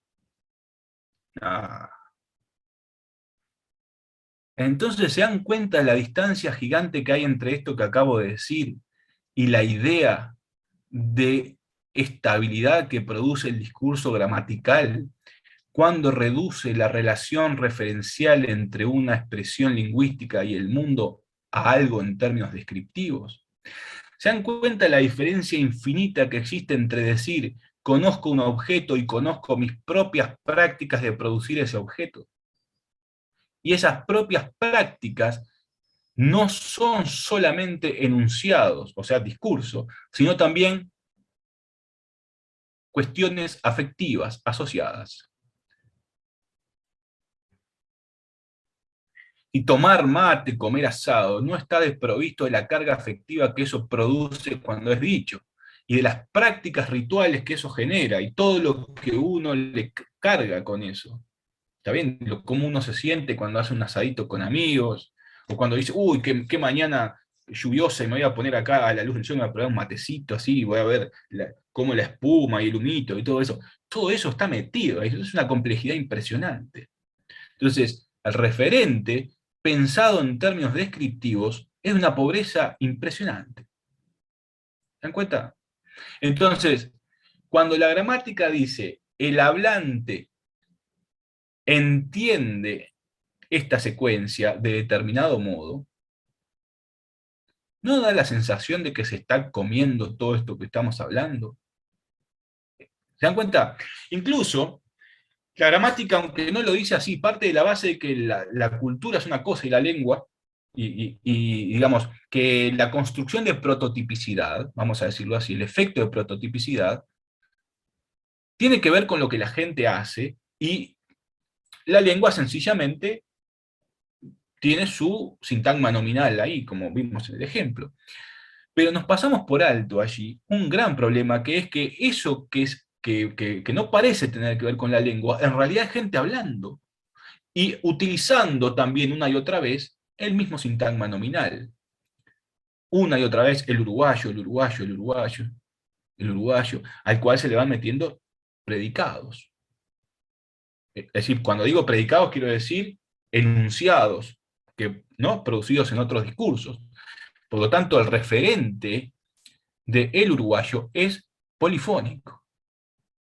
Es más, es dialógico, en el sentido bakhtiniano. Ya. Entonces, se llega a captar algo de la idea de que la gramática es un dispositivo de estabilización del sentido. Ahora, hay una cosa que, y con esto voy a terminar porque ya vamos como 1 hora y media y voy a dejar en nuestra historia para otro día, que ese es un quilombo, ¿no? Pero no importa. Hay un filósofo esloveno que se llama Slavoj Žižek, seguramente lo conocen. Es digamos, una especie de máquina de tics, ¿no? Es una especie de máquina expendedora de tics. El tipo dice lo siguiente: ¿cómo o en qué momento, cuál es el momento, o el momento no, perdón, ¿cuál es el grano de arena, empíricamente hablando? ¿Sí? ¿Qué define la existencia o la inexistencia de un puñado? Es decir, ¿cuál es el grano de arena que, sustraído de lo que tenemos en la mano, hace que el puñado ya no sea puñado? ¿O cuál es el grano de arena que, agregado, convierte eso que tenemos en la mano en un puñado? Y la respuesta a esa pregunta es hegeliana. No se puede responder. El problema tiene que quedar abierto, porque nos damos cuenta de que tenemos un puñado siempre tarde, cuando ya lo tenemos. Y nos damos cuenta de que lo perdimos cuando ya lo perdimos. Nunca podemos capturar ese grano que nos permite pasar del no puñado al puñado, o del puñado al no puñado. ¿Está bien? Ahora, ¿se dan cuenta que eso no tiene nada que ver con una descripción?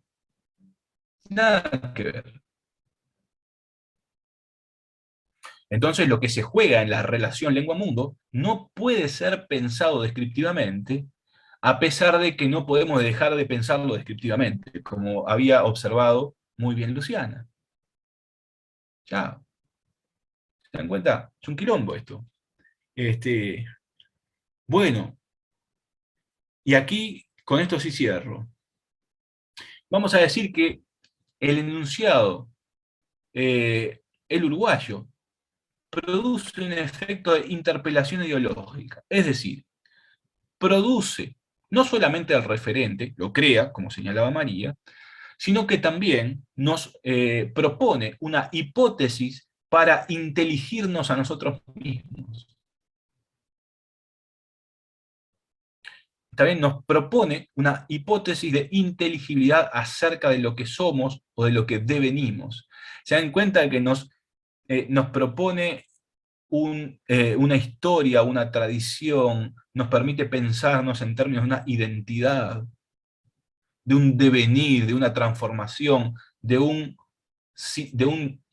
para decirlo a la Hegel, de un sí mismo devenido otro. En el sentido que va cambiando, y además de que el otro siempre es parte de uno mismo. Entonces uno se dan cuenta de que uno con el uruguayo puede pensar una especie de genealogía, en el sentido de cómo se fue construyendo ese concepto, cómo fue cambiando, qué disputas hubo, etcétera, etcétera, qué rasgo ocupa en un primer lugar, ocupa un segundo lugar, etcétera, la selección, yo qué sé. Incluso es un forzamiento, porque aquel que está en contra, o que no se siente incluido en el prototipo del uruguayo, es porque en un nivel más subyacente y ciego ya fue incluido. Él fue incluido, nadie le pidió permiso, ni autorización. Al decir el uruguayo, ya quedaste incluido en esa hipótesis de inteligibilidad, vamos a decirlo así. ¿Está bien? Solo porque uno quedó incluido, luego puedo rechazar eso. Y puede decir, me importa 3 pitos si tomar mate, comer asado, lo que sea, me hace uruguayo, menos uruguayo, no importa. Y además, para Luciana, ser uruguayo puede tener 4 atributos, para Beatriz puede tener 8, para mí puede tener 6, para Bárbara puede tener 9, es decir, y pueden estar ordenados en distintas jerarquías. El saber escolar, digamos, la educación escolar puede tener mucho que ver en eso, en fin, digamos, no, los referentes no son entidades simples que puedan ser explicadas en términos descriptivos, muy por el contrario. Muy por el contrario. En fin. Me quedo por acá porque no quiero seguir hablando, tengo ya más. Ahí tiene un poco la bibliografía de las referencias que manejé. Hay algún texto que me lo salteé, como el de Manuel Leonetti cuando habla del artículo. En fin, pero lo otro, más o menos, lo tienen ahí. Estas referencias después las vamos a compartir, por lo menos, y bueno, nada, abrimos el espacio de tiroteo, digamos.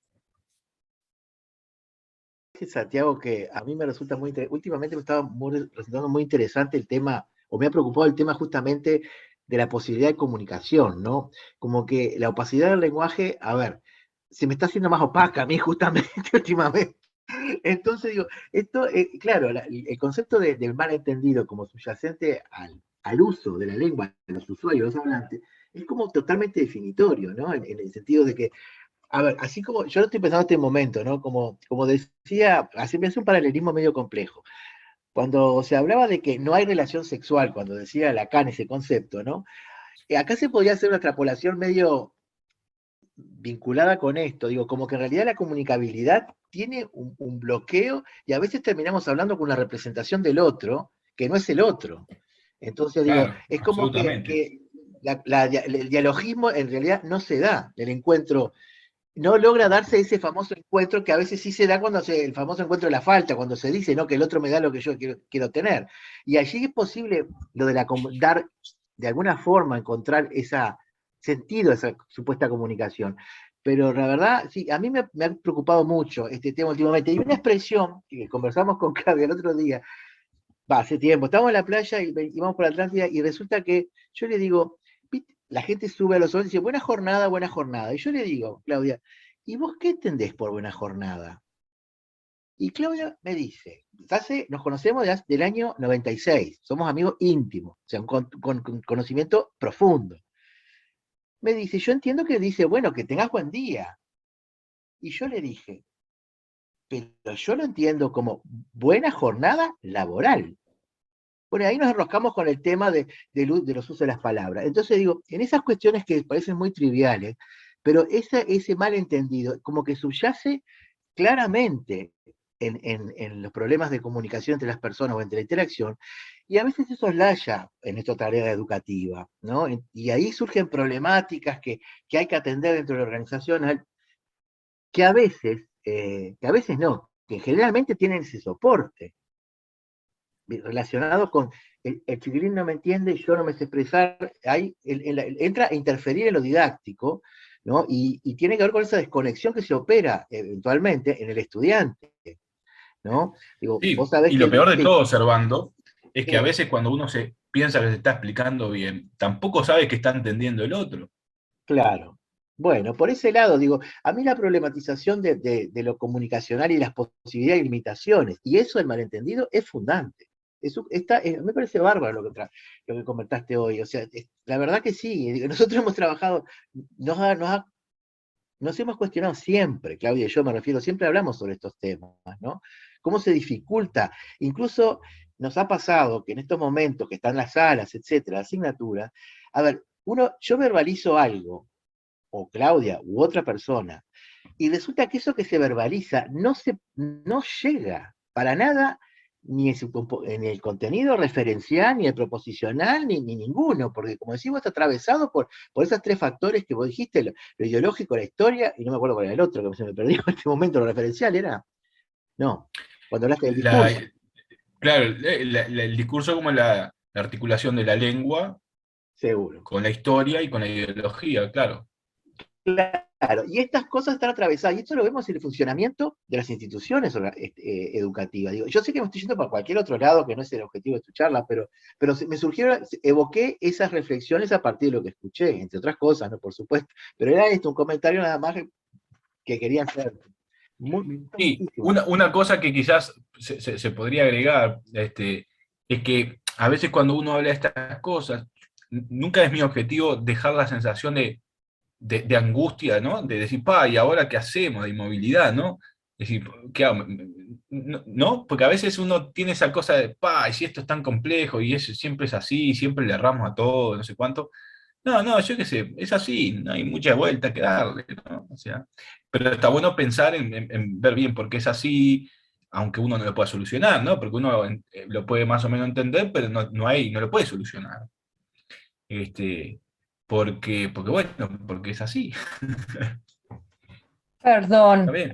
eh, eso que traía el inspector, y no, capaz que en el ámbito de las clases de idioma español y quizás en el ámbito también docente, quizás, capaz que es medio conformista de mi parte, pero ya iniciar la reflexión con los chiquilines, y que piensen en estas cosas, que empiecen a ver por qué la expresión buena jornada, por qué a mí me hace pensar en un deseo a futuro, por qué al otro, porque yo de repente puedo interpretar también buena jornada como está siendo una buena jornada.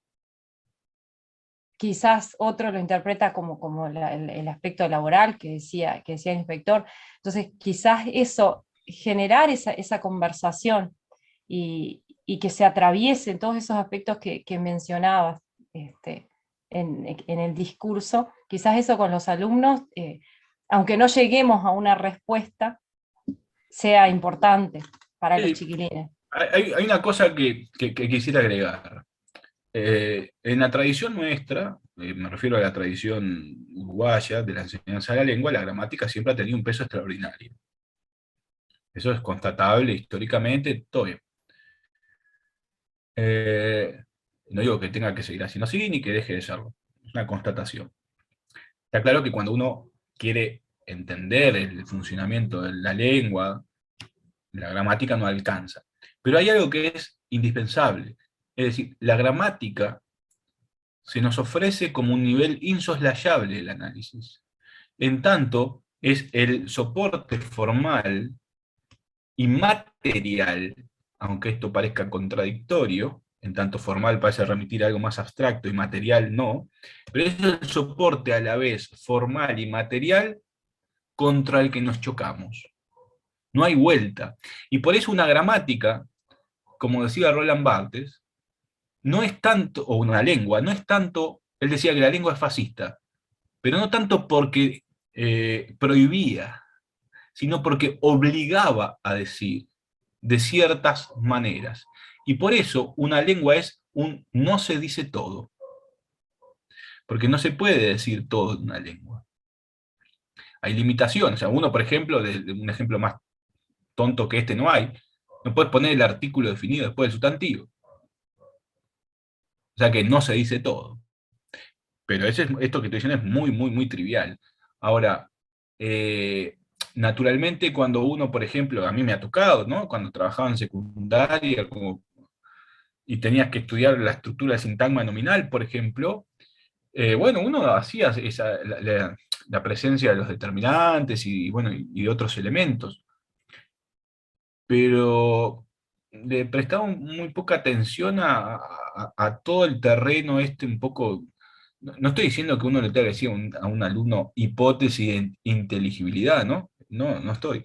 Realmente algo quizás más especulativo en cuanto a todo lo que sucede con una estructura de esa naturaleza, escapándole un poco, y ahora sí quiero ser claro, al corsé de la descripción, ¿no? De la relación lengua-mundo en términos descriptivos. Me parece que eso finalmente tiene cierto corsé, al menos quizás en términos didácticos, pero bueno, eso es otro cantar, digamos, no quiero meterme mucho en este asunto. Juan Pablo, creo que te vi por ahí con la mano levantada. Hola, buenas noches. Sí, pensando, digo, te he seguido más o menos en lo que planteabas y me quedaba he cambiado mucho la forma de entender la lengua como una cuestión interna o de que nosotros la dominamos o la tenemos. Entonces me parecía como que a veces el problema de la comunicación ahí o de la falla está en que creemos, en que nosotros creemos o osamos creer que sabemos lo que decimos y en realidad el otro termina diciéndonos más sobre nosotros mismos. Entonces, claro, pensé que yo antes pensaba que la lengua era algo interno, que nuestra identidad o lo que somos era algo que pasaba dentro nuestro. Pero si el otro es capaz de decirnos mejor lo que nosotros decimos, en realidad la lengua es una cosa que está afuera.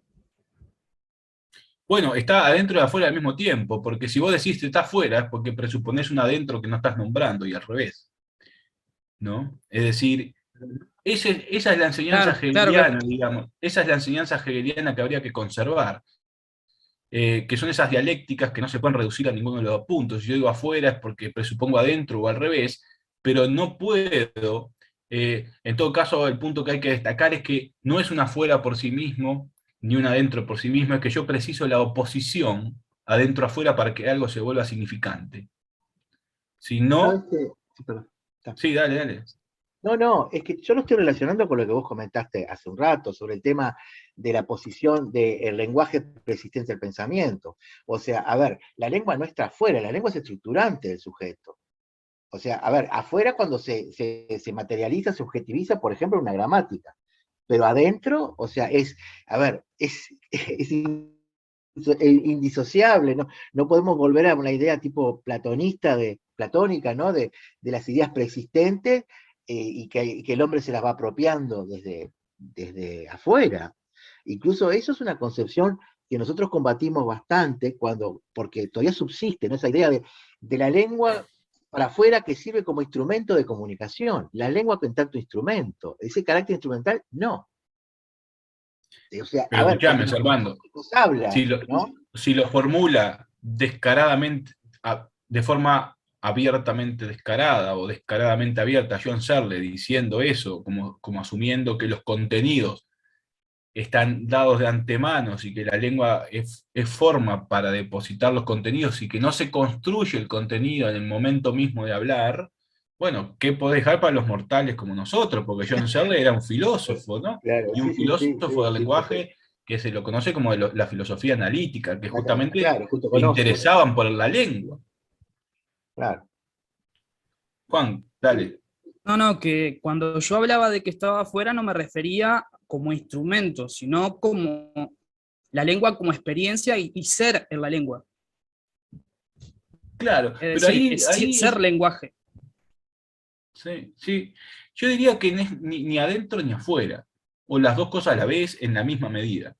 Hay un ejemplo que yo siempre pongo, que es un poco capaz que de psicópata, digamos, pero bueno. La cuestión es que una vez iba por la Rambla, los que me han seguido capaz que se pudren escuchando este ejemplo, pero me parece que es lindo. Es lindo por lo que ilustra, no por lo que dice de mí, digamos. Eh, Iba una señora con su hijito de 4 o 5 años mirando hacia el río de la Plata. Y yo estaba sentado para entonces capté al pasar lo que le decía la señora al niño, su madre, y le decía, mirando hacia la inmensa masa de ese río de sueñera y de barro, como diría el finado aquel, decía, eso que ves ahí es el límite entre Argentina y Uruguay. Entonces ahí yo quedé absolutamente estupefactado, como se jode, porque fíjate vos, el río es esa cosa que está ahí adelante, no es nada, es absolutamente mudo, es la mudez del sinsentido más absoluta. En cambio, que vos digas que eso es un límite, ¿dónde está esa noción? ¿En el agua misma? ¿Como cosa en sí? Para nada, está en la lengua. Ahora, está claro que si nosotros por un pase mágico, que vaya a saber cómo podría ocurrir, nos quitáramos esa lengua, ahí no vemos ningún límite, no vemos nada. Entonces, ver el río como límite ya es una hipótesis de sentido extraordinaria que pone a funcionar eso que está ahí afuera en términos de sentido. Porque el límite ya implica que hay, ¿verdad?, dos lugares que son diferentes, pero que se relacionan de cierto modo, que además eso puede ser pasado, no, o puede ser contestado, lo que fuera. O sea, decir límite no es describir una propiedad del Río de la Plata con relación a Argentina y Uruguay. Decir límite es poner a funcionar el mundo en una malla o en un tejido de significantes. Chao. Es así. No hay otra. Entonces, por más que la madre señalara con un dedo como certificando la operación referencial y queriendo quitar todo tipo de duda de que está lleno de objetos el mundo, uno podría decir que uno no ve un río, uno entiende un río. ¿Y por qué lo entiende? Lo ve.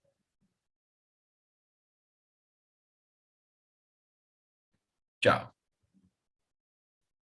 Me fui.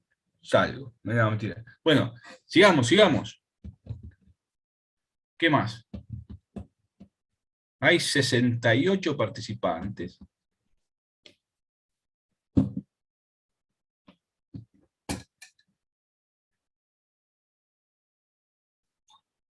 Nadie más tiene para decir nada. Bueno, yo te comento alguna cosita más que también me resulta interesante. La alusión al modelo, a la teoría de los prototipos, ¿no? Con eso de la aproximación, a ver, que justamente siempre nos aproximamos y los rasgos pueden no necesariamente cubrirse totalmente. Vos lo dijiste recién en relación al tema del mar, ¿no? O sea, del río. Y cuando, a ver, es muy interesante esa parte, ¿no? Porque viste que cuando se habla, por ejemplo, de los esquimales y se dice que los esquimales distinguen una cantidad de blancos, ¿no? Y todos tienen nombres diferentes, eso en nosotros no pasa. Entonces, lo que se ve del mundo, los esquimales ven cosas que nosotros no ven, pero esas son construcciones de la lengua, no es que están afuera, sino que, digamos, no están en el referente, sino que la lengua, después que los logra designar, los incorpora y se ven, es lo que vos estás planteando, ¿no? Exactamente. Ahí Flavia hace una pregunta y dice, porque lo entiende, luego lo ve, en una formulación muy cartesiana, además, ¿no? Lo entiendo, luego lo veo. Luego lo veo. Sí, yo te diría que sí, pero el nudo es un poco más complejo, porque no estoy negando que uno ve cosas, ¿no? Pero sí, en cierto modo, sí, si entendés, si convenimos que entender algo es, en la medida en que somos seres del lenguaje, la mediación siempre está instalada, digamos. Y por lo tanto, nuestro vínculo con el mundo no es un vínculo que pueda prescindir de la lengua, muy por el contrario, ¿no? Es un vínculo estrictamente lingüístico. O sea, es una mediación. ¿Okay? No podemos llegar a las cosas desprendiéndonos de las palabras con las que las nombramos. Pero eso quiere decir que si yo te tiro al río de la Plata, no te vas a ahogar porque el río de la Plata es un sustantivo. No, no estoy siendo, digamos, en ese grado de idealismo bastante absurdo, ridículo, ingenuo e infantil. Muy por el contrario, estoy... Ahí yo no me quiero, acá sí solamente lo voy a mencionar, pero en el prólogo a la fenomenología del espíritu de Hegel, ahí está la clave en cuanto a la relación entre la percepción primera y, y el lenguaje. Y el nudo que hay ahí es un nudo absolutamente imposible de desatar, pero con la particularidad de que nadie lo ató, ya está atado siempre. No es que nosotros llegamos y lo atamos y luego lo podemos desatar. No solo no lo podemos desatar, sino que ya, como dice Hegel, siempre ya está atado. Chao, y vos caes ahí, ¿entendés? Caes en ese nudo, caes en la lengua. Nadie te preguntó si querías entrar a la lengua o si querías salir. Caes, se acabó. El mundo ya está armado con arreglo a las diferencias lingüísticas, que no son diferencias referenciales en el sentido descriptivo en que lo señala la gramática, sino más bien en este otro ángulo, ¿no? Pues eso es súper complicado esto. En fin. Luciana.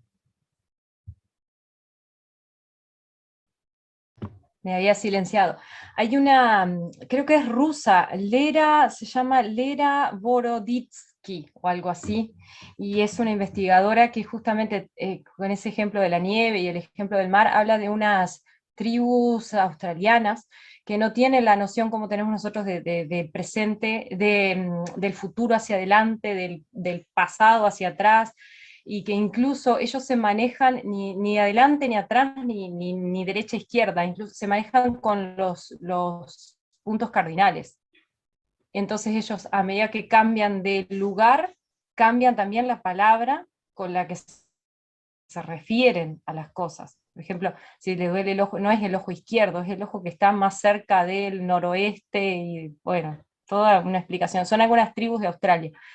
Y ella planteaba que a nivel de cerebro también había una configuración diferente, de acuerdo a cómo ellos se referían al espacio y tiempo. Es Sí, mucho más complejo que eso, pero creo que no, está de bien, lo que yo lo digamos, puedo eso explicar. no me cabe la menor duda. Lo que pasa es que a veces la apelación a las cuestiones más cerebrales, de cómo se dan las conexiones neuronales y demás, además de biologizar bastante la cosa, encontrar como bases fisiológicas y demás, pierde de vista el problema ontológico que hay acá, ¿no? Como si efectivamente todo pudiera reducirse a ese asunto de conexiones. No digo, es obvio que tiene que ver con eso también, ¿no? A ver, yo, Digamos, pero me parece que va por otro lado lo que yo intento decir. vos hiciste alusión a Chomsky, y Chomsky en uno de los últimos libros, cuando habla de la aparición de un gen, que sería el gen del lenguaje que habilitó el lenguaje, ¿no? Y lo presenta como una Claro. mutación, ¿sí? Y después se me estaba ocurriendo vincularlo con todo esto, ¿no? Pero es como algo medio gracioso. ¿Vos te acordás que William Barrow decía que el lenguaje es un virus del espacio exterior, ¿no? Es más probable que sea eso que sea. Es tremendo virus, además, ¿no? Que nos arruinó la vida, Sobre básicamente. la concepción de lo que hace un virus, ¿no? Pensando en lo que, ahora que tenemos esto de la pandemia y todas esas cosas, pero digo, la metáfora a mí me resulta sumamente interesante, justamente porque el virus interpreta el programa del individuo de forma diferente, ¿no? Digo, va por ahí, digo, para mí Sí, estos temas me encantan estos temas, ¿no? sí, sí. Sí, en fin. Bueno, ¿alguien más, che? Hola, todo esto como que me hizo acordar un poco a la sala de inspección que tuvimos el otro día, donde hablábamos justamente de deconstruir todo ese concepto de la lengua como instrumento y pensar en la lengua como algo para que sea vivido, ¿no? En este momento me estaba acordando. Eh, de hecho, como que lo vamos a abordar así en una sala que tuvimos del sector lengua. La lengua para vivirla, entonces me deconstruyo un poco y me quiero volver a construir eh, agregándole otros condimentos, ¿verdad? Que yo te estuve escuchando muy atenta y así como en este ámbito hay que deconstruirse casi siempre, me parece, para ir evolucionando, ¿no? No sé si me expliqué bien. Sí, supongo que sí. Yo te diría, eh, en mi caso particular, no soy muy afecto a la noción de deconstrucción, salvo que uno hiciera una serie de precisiones o observaciones paralelas, que quizás en este momento no, pero quizás entiendo lo que planteás en cuanto a replantearse cosas, en fin, reconsiderar saberes más o menos sedimentados, adquiridos, y si uno tiene y ocupar otras posiciones, generar ciertos movimientos en cuanto a las teorías, en fin. Me parece que por ahí sí, sí, claro, no me cabe la menor duda. Este, pero si es por ahí, sí. Sabés, Santiago, que la profesora hace referencia a una cita con la que abrimos la sala, que es de Yvonne Bordelois, de Argentina, la lingüista argentina. Claudia, no sé si anda por ahí, creo que no la veo. ¿Te acordás más de la frase más o menos para comentársela a Santiago? Yo la tengo acá Este, observando, si querés.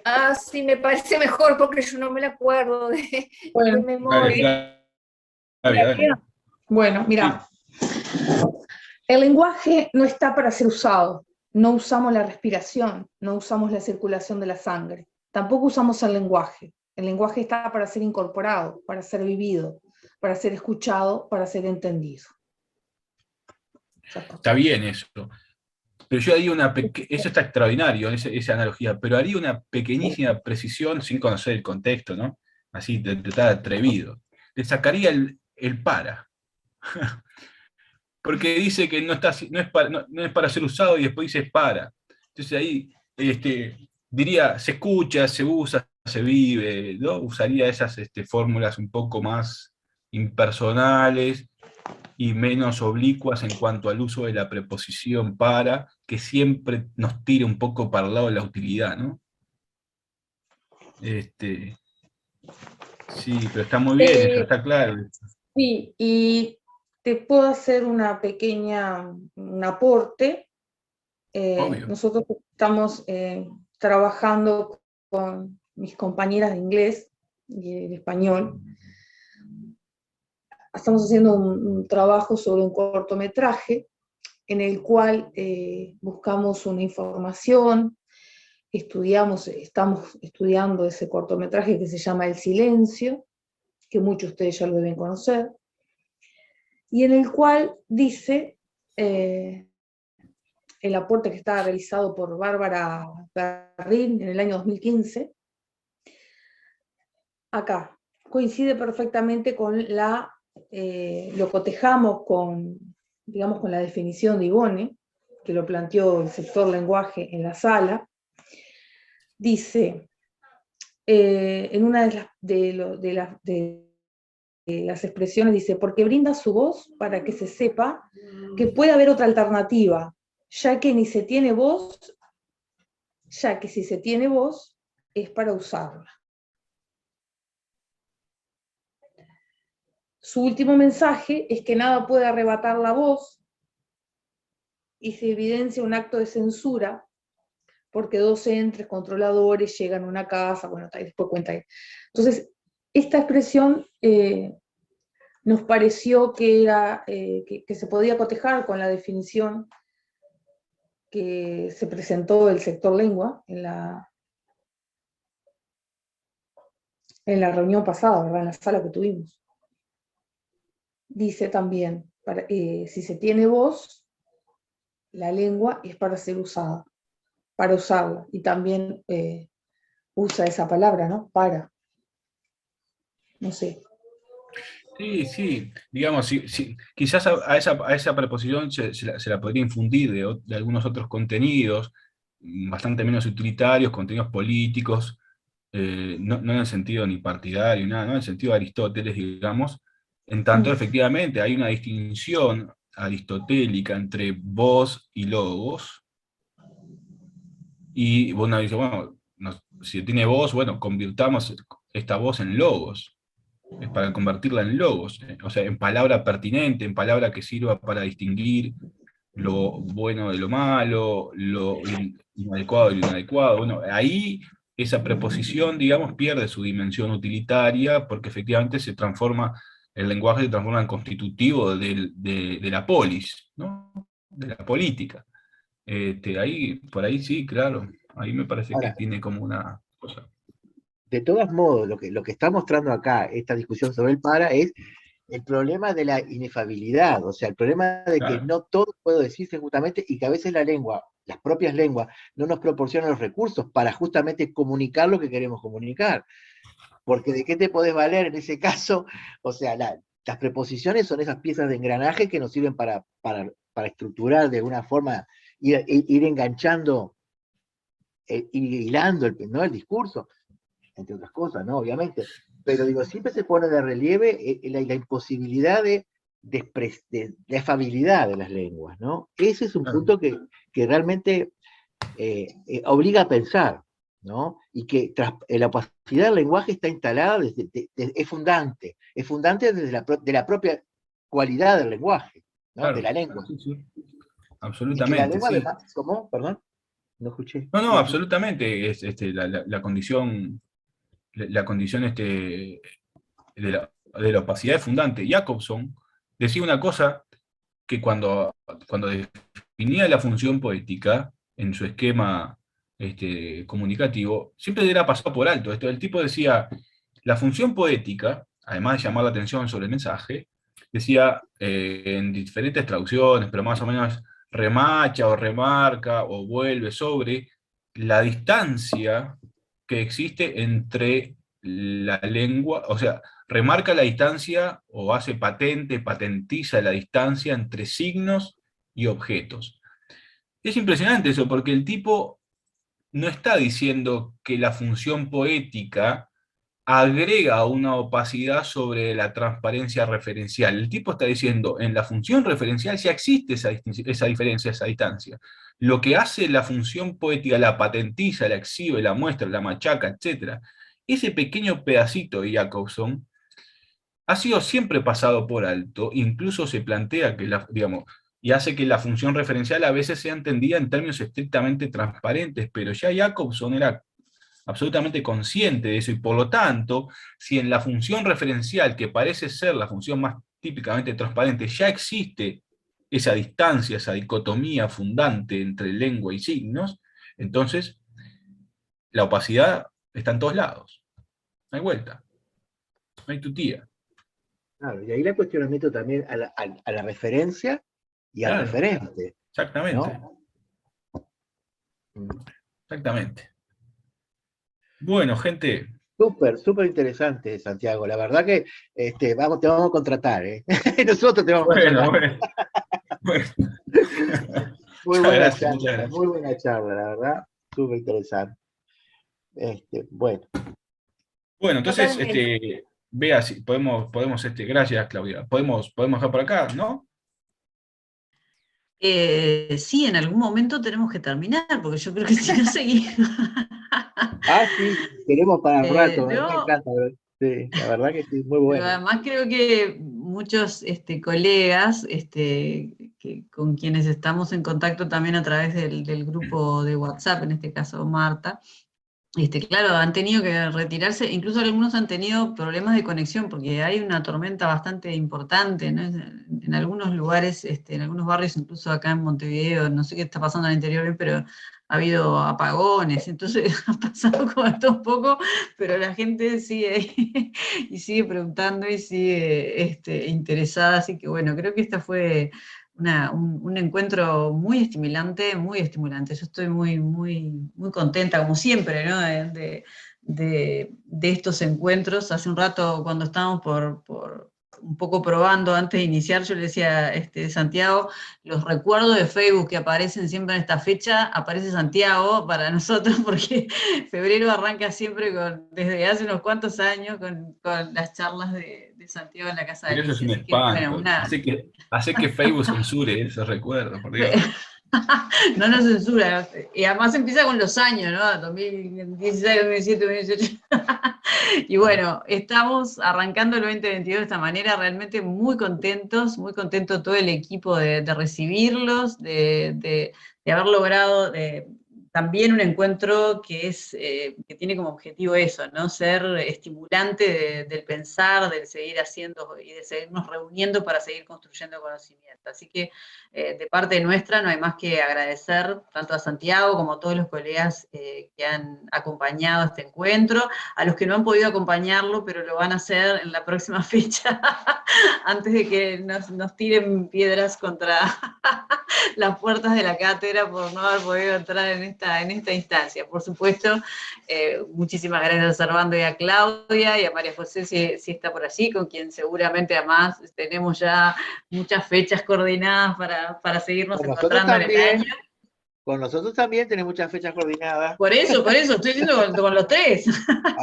Y además, una cosa que nos tiene muy, muy contentos y que esperamos empezar a instrumentar ya a partir de marzo, que es, y esto se lo cuento también a los colegas, que es el nuevo formato de funcionamiento, ¿no? que va a implicar la presencialidad, la posibilidad de, bueno, volver a ocupar los espacios realmente de la casa, sobre todo si todo este tema pandémico vas a estar más controlado, pero que se suma a la virtualidad, ¿verdad? Porque de hecho los compañeros del interior hasta la casa físicamente no pueden llegar, pero a partir de las pantallas ventanas sí, así que bueno, la idea es que las cosas se sumen y podamos estar cada vez más habitados. Muchísimas gracias a todos, muchísimas gracias Santiago, y bueno, nos vemos en la próxima. Bueno, Nos vemos entonces. Chao. Gracias a Santiago. Gracias a todos. Chao. Chao, nos vemos. Muchas gracias, Santiago. Muchas gracias, Chao, aprendí chao, mucho. gracias.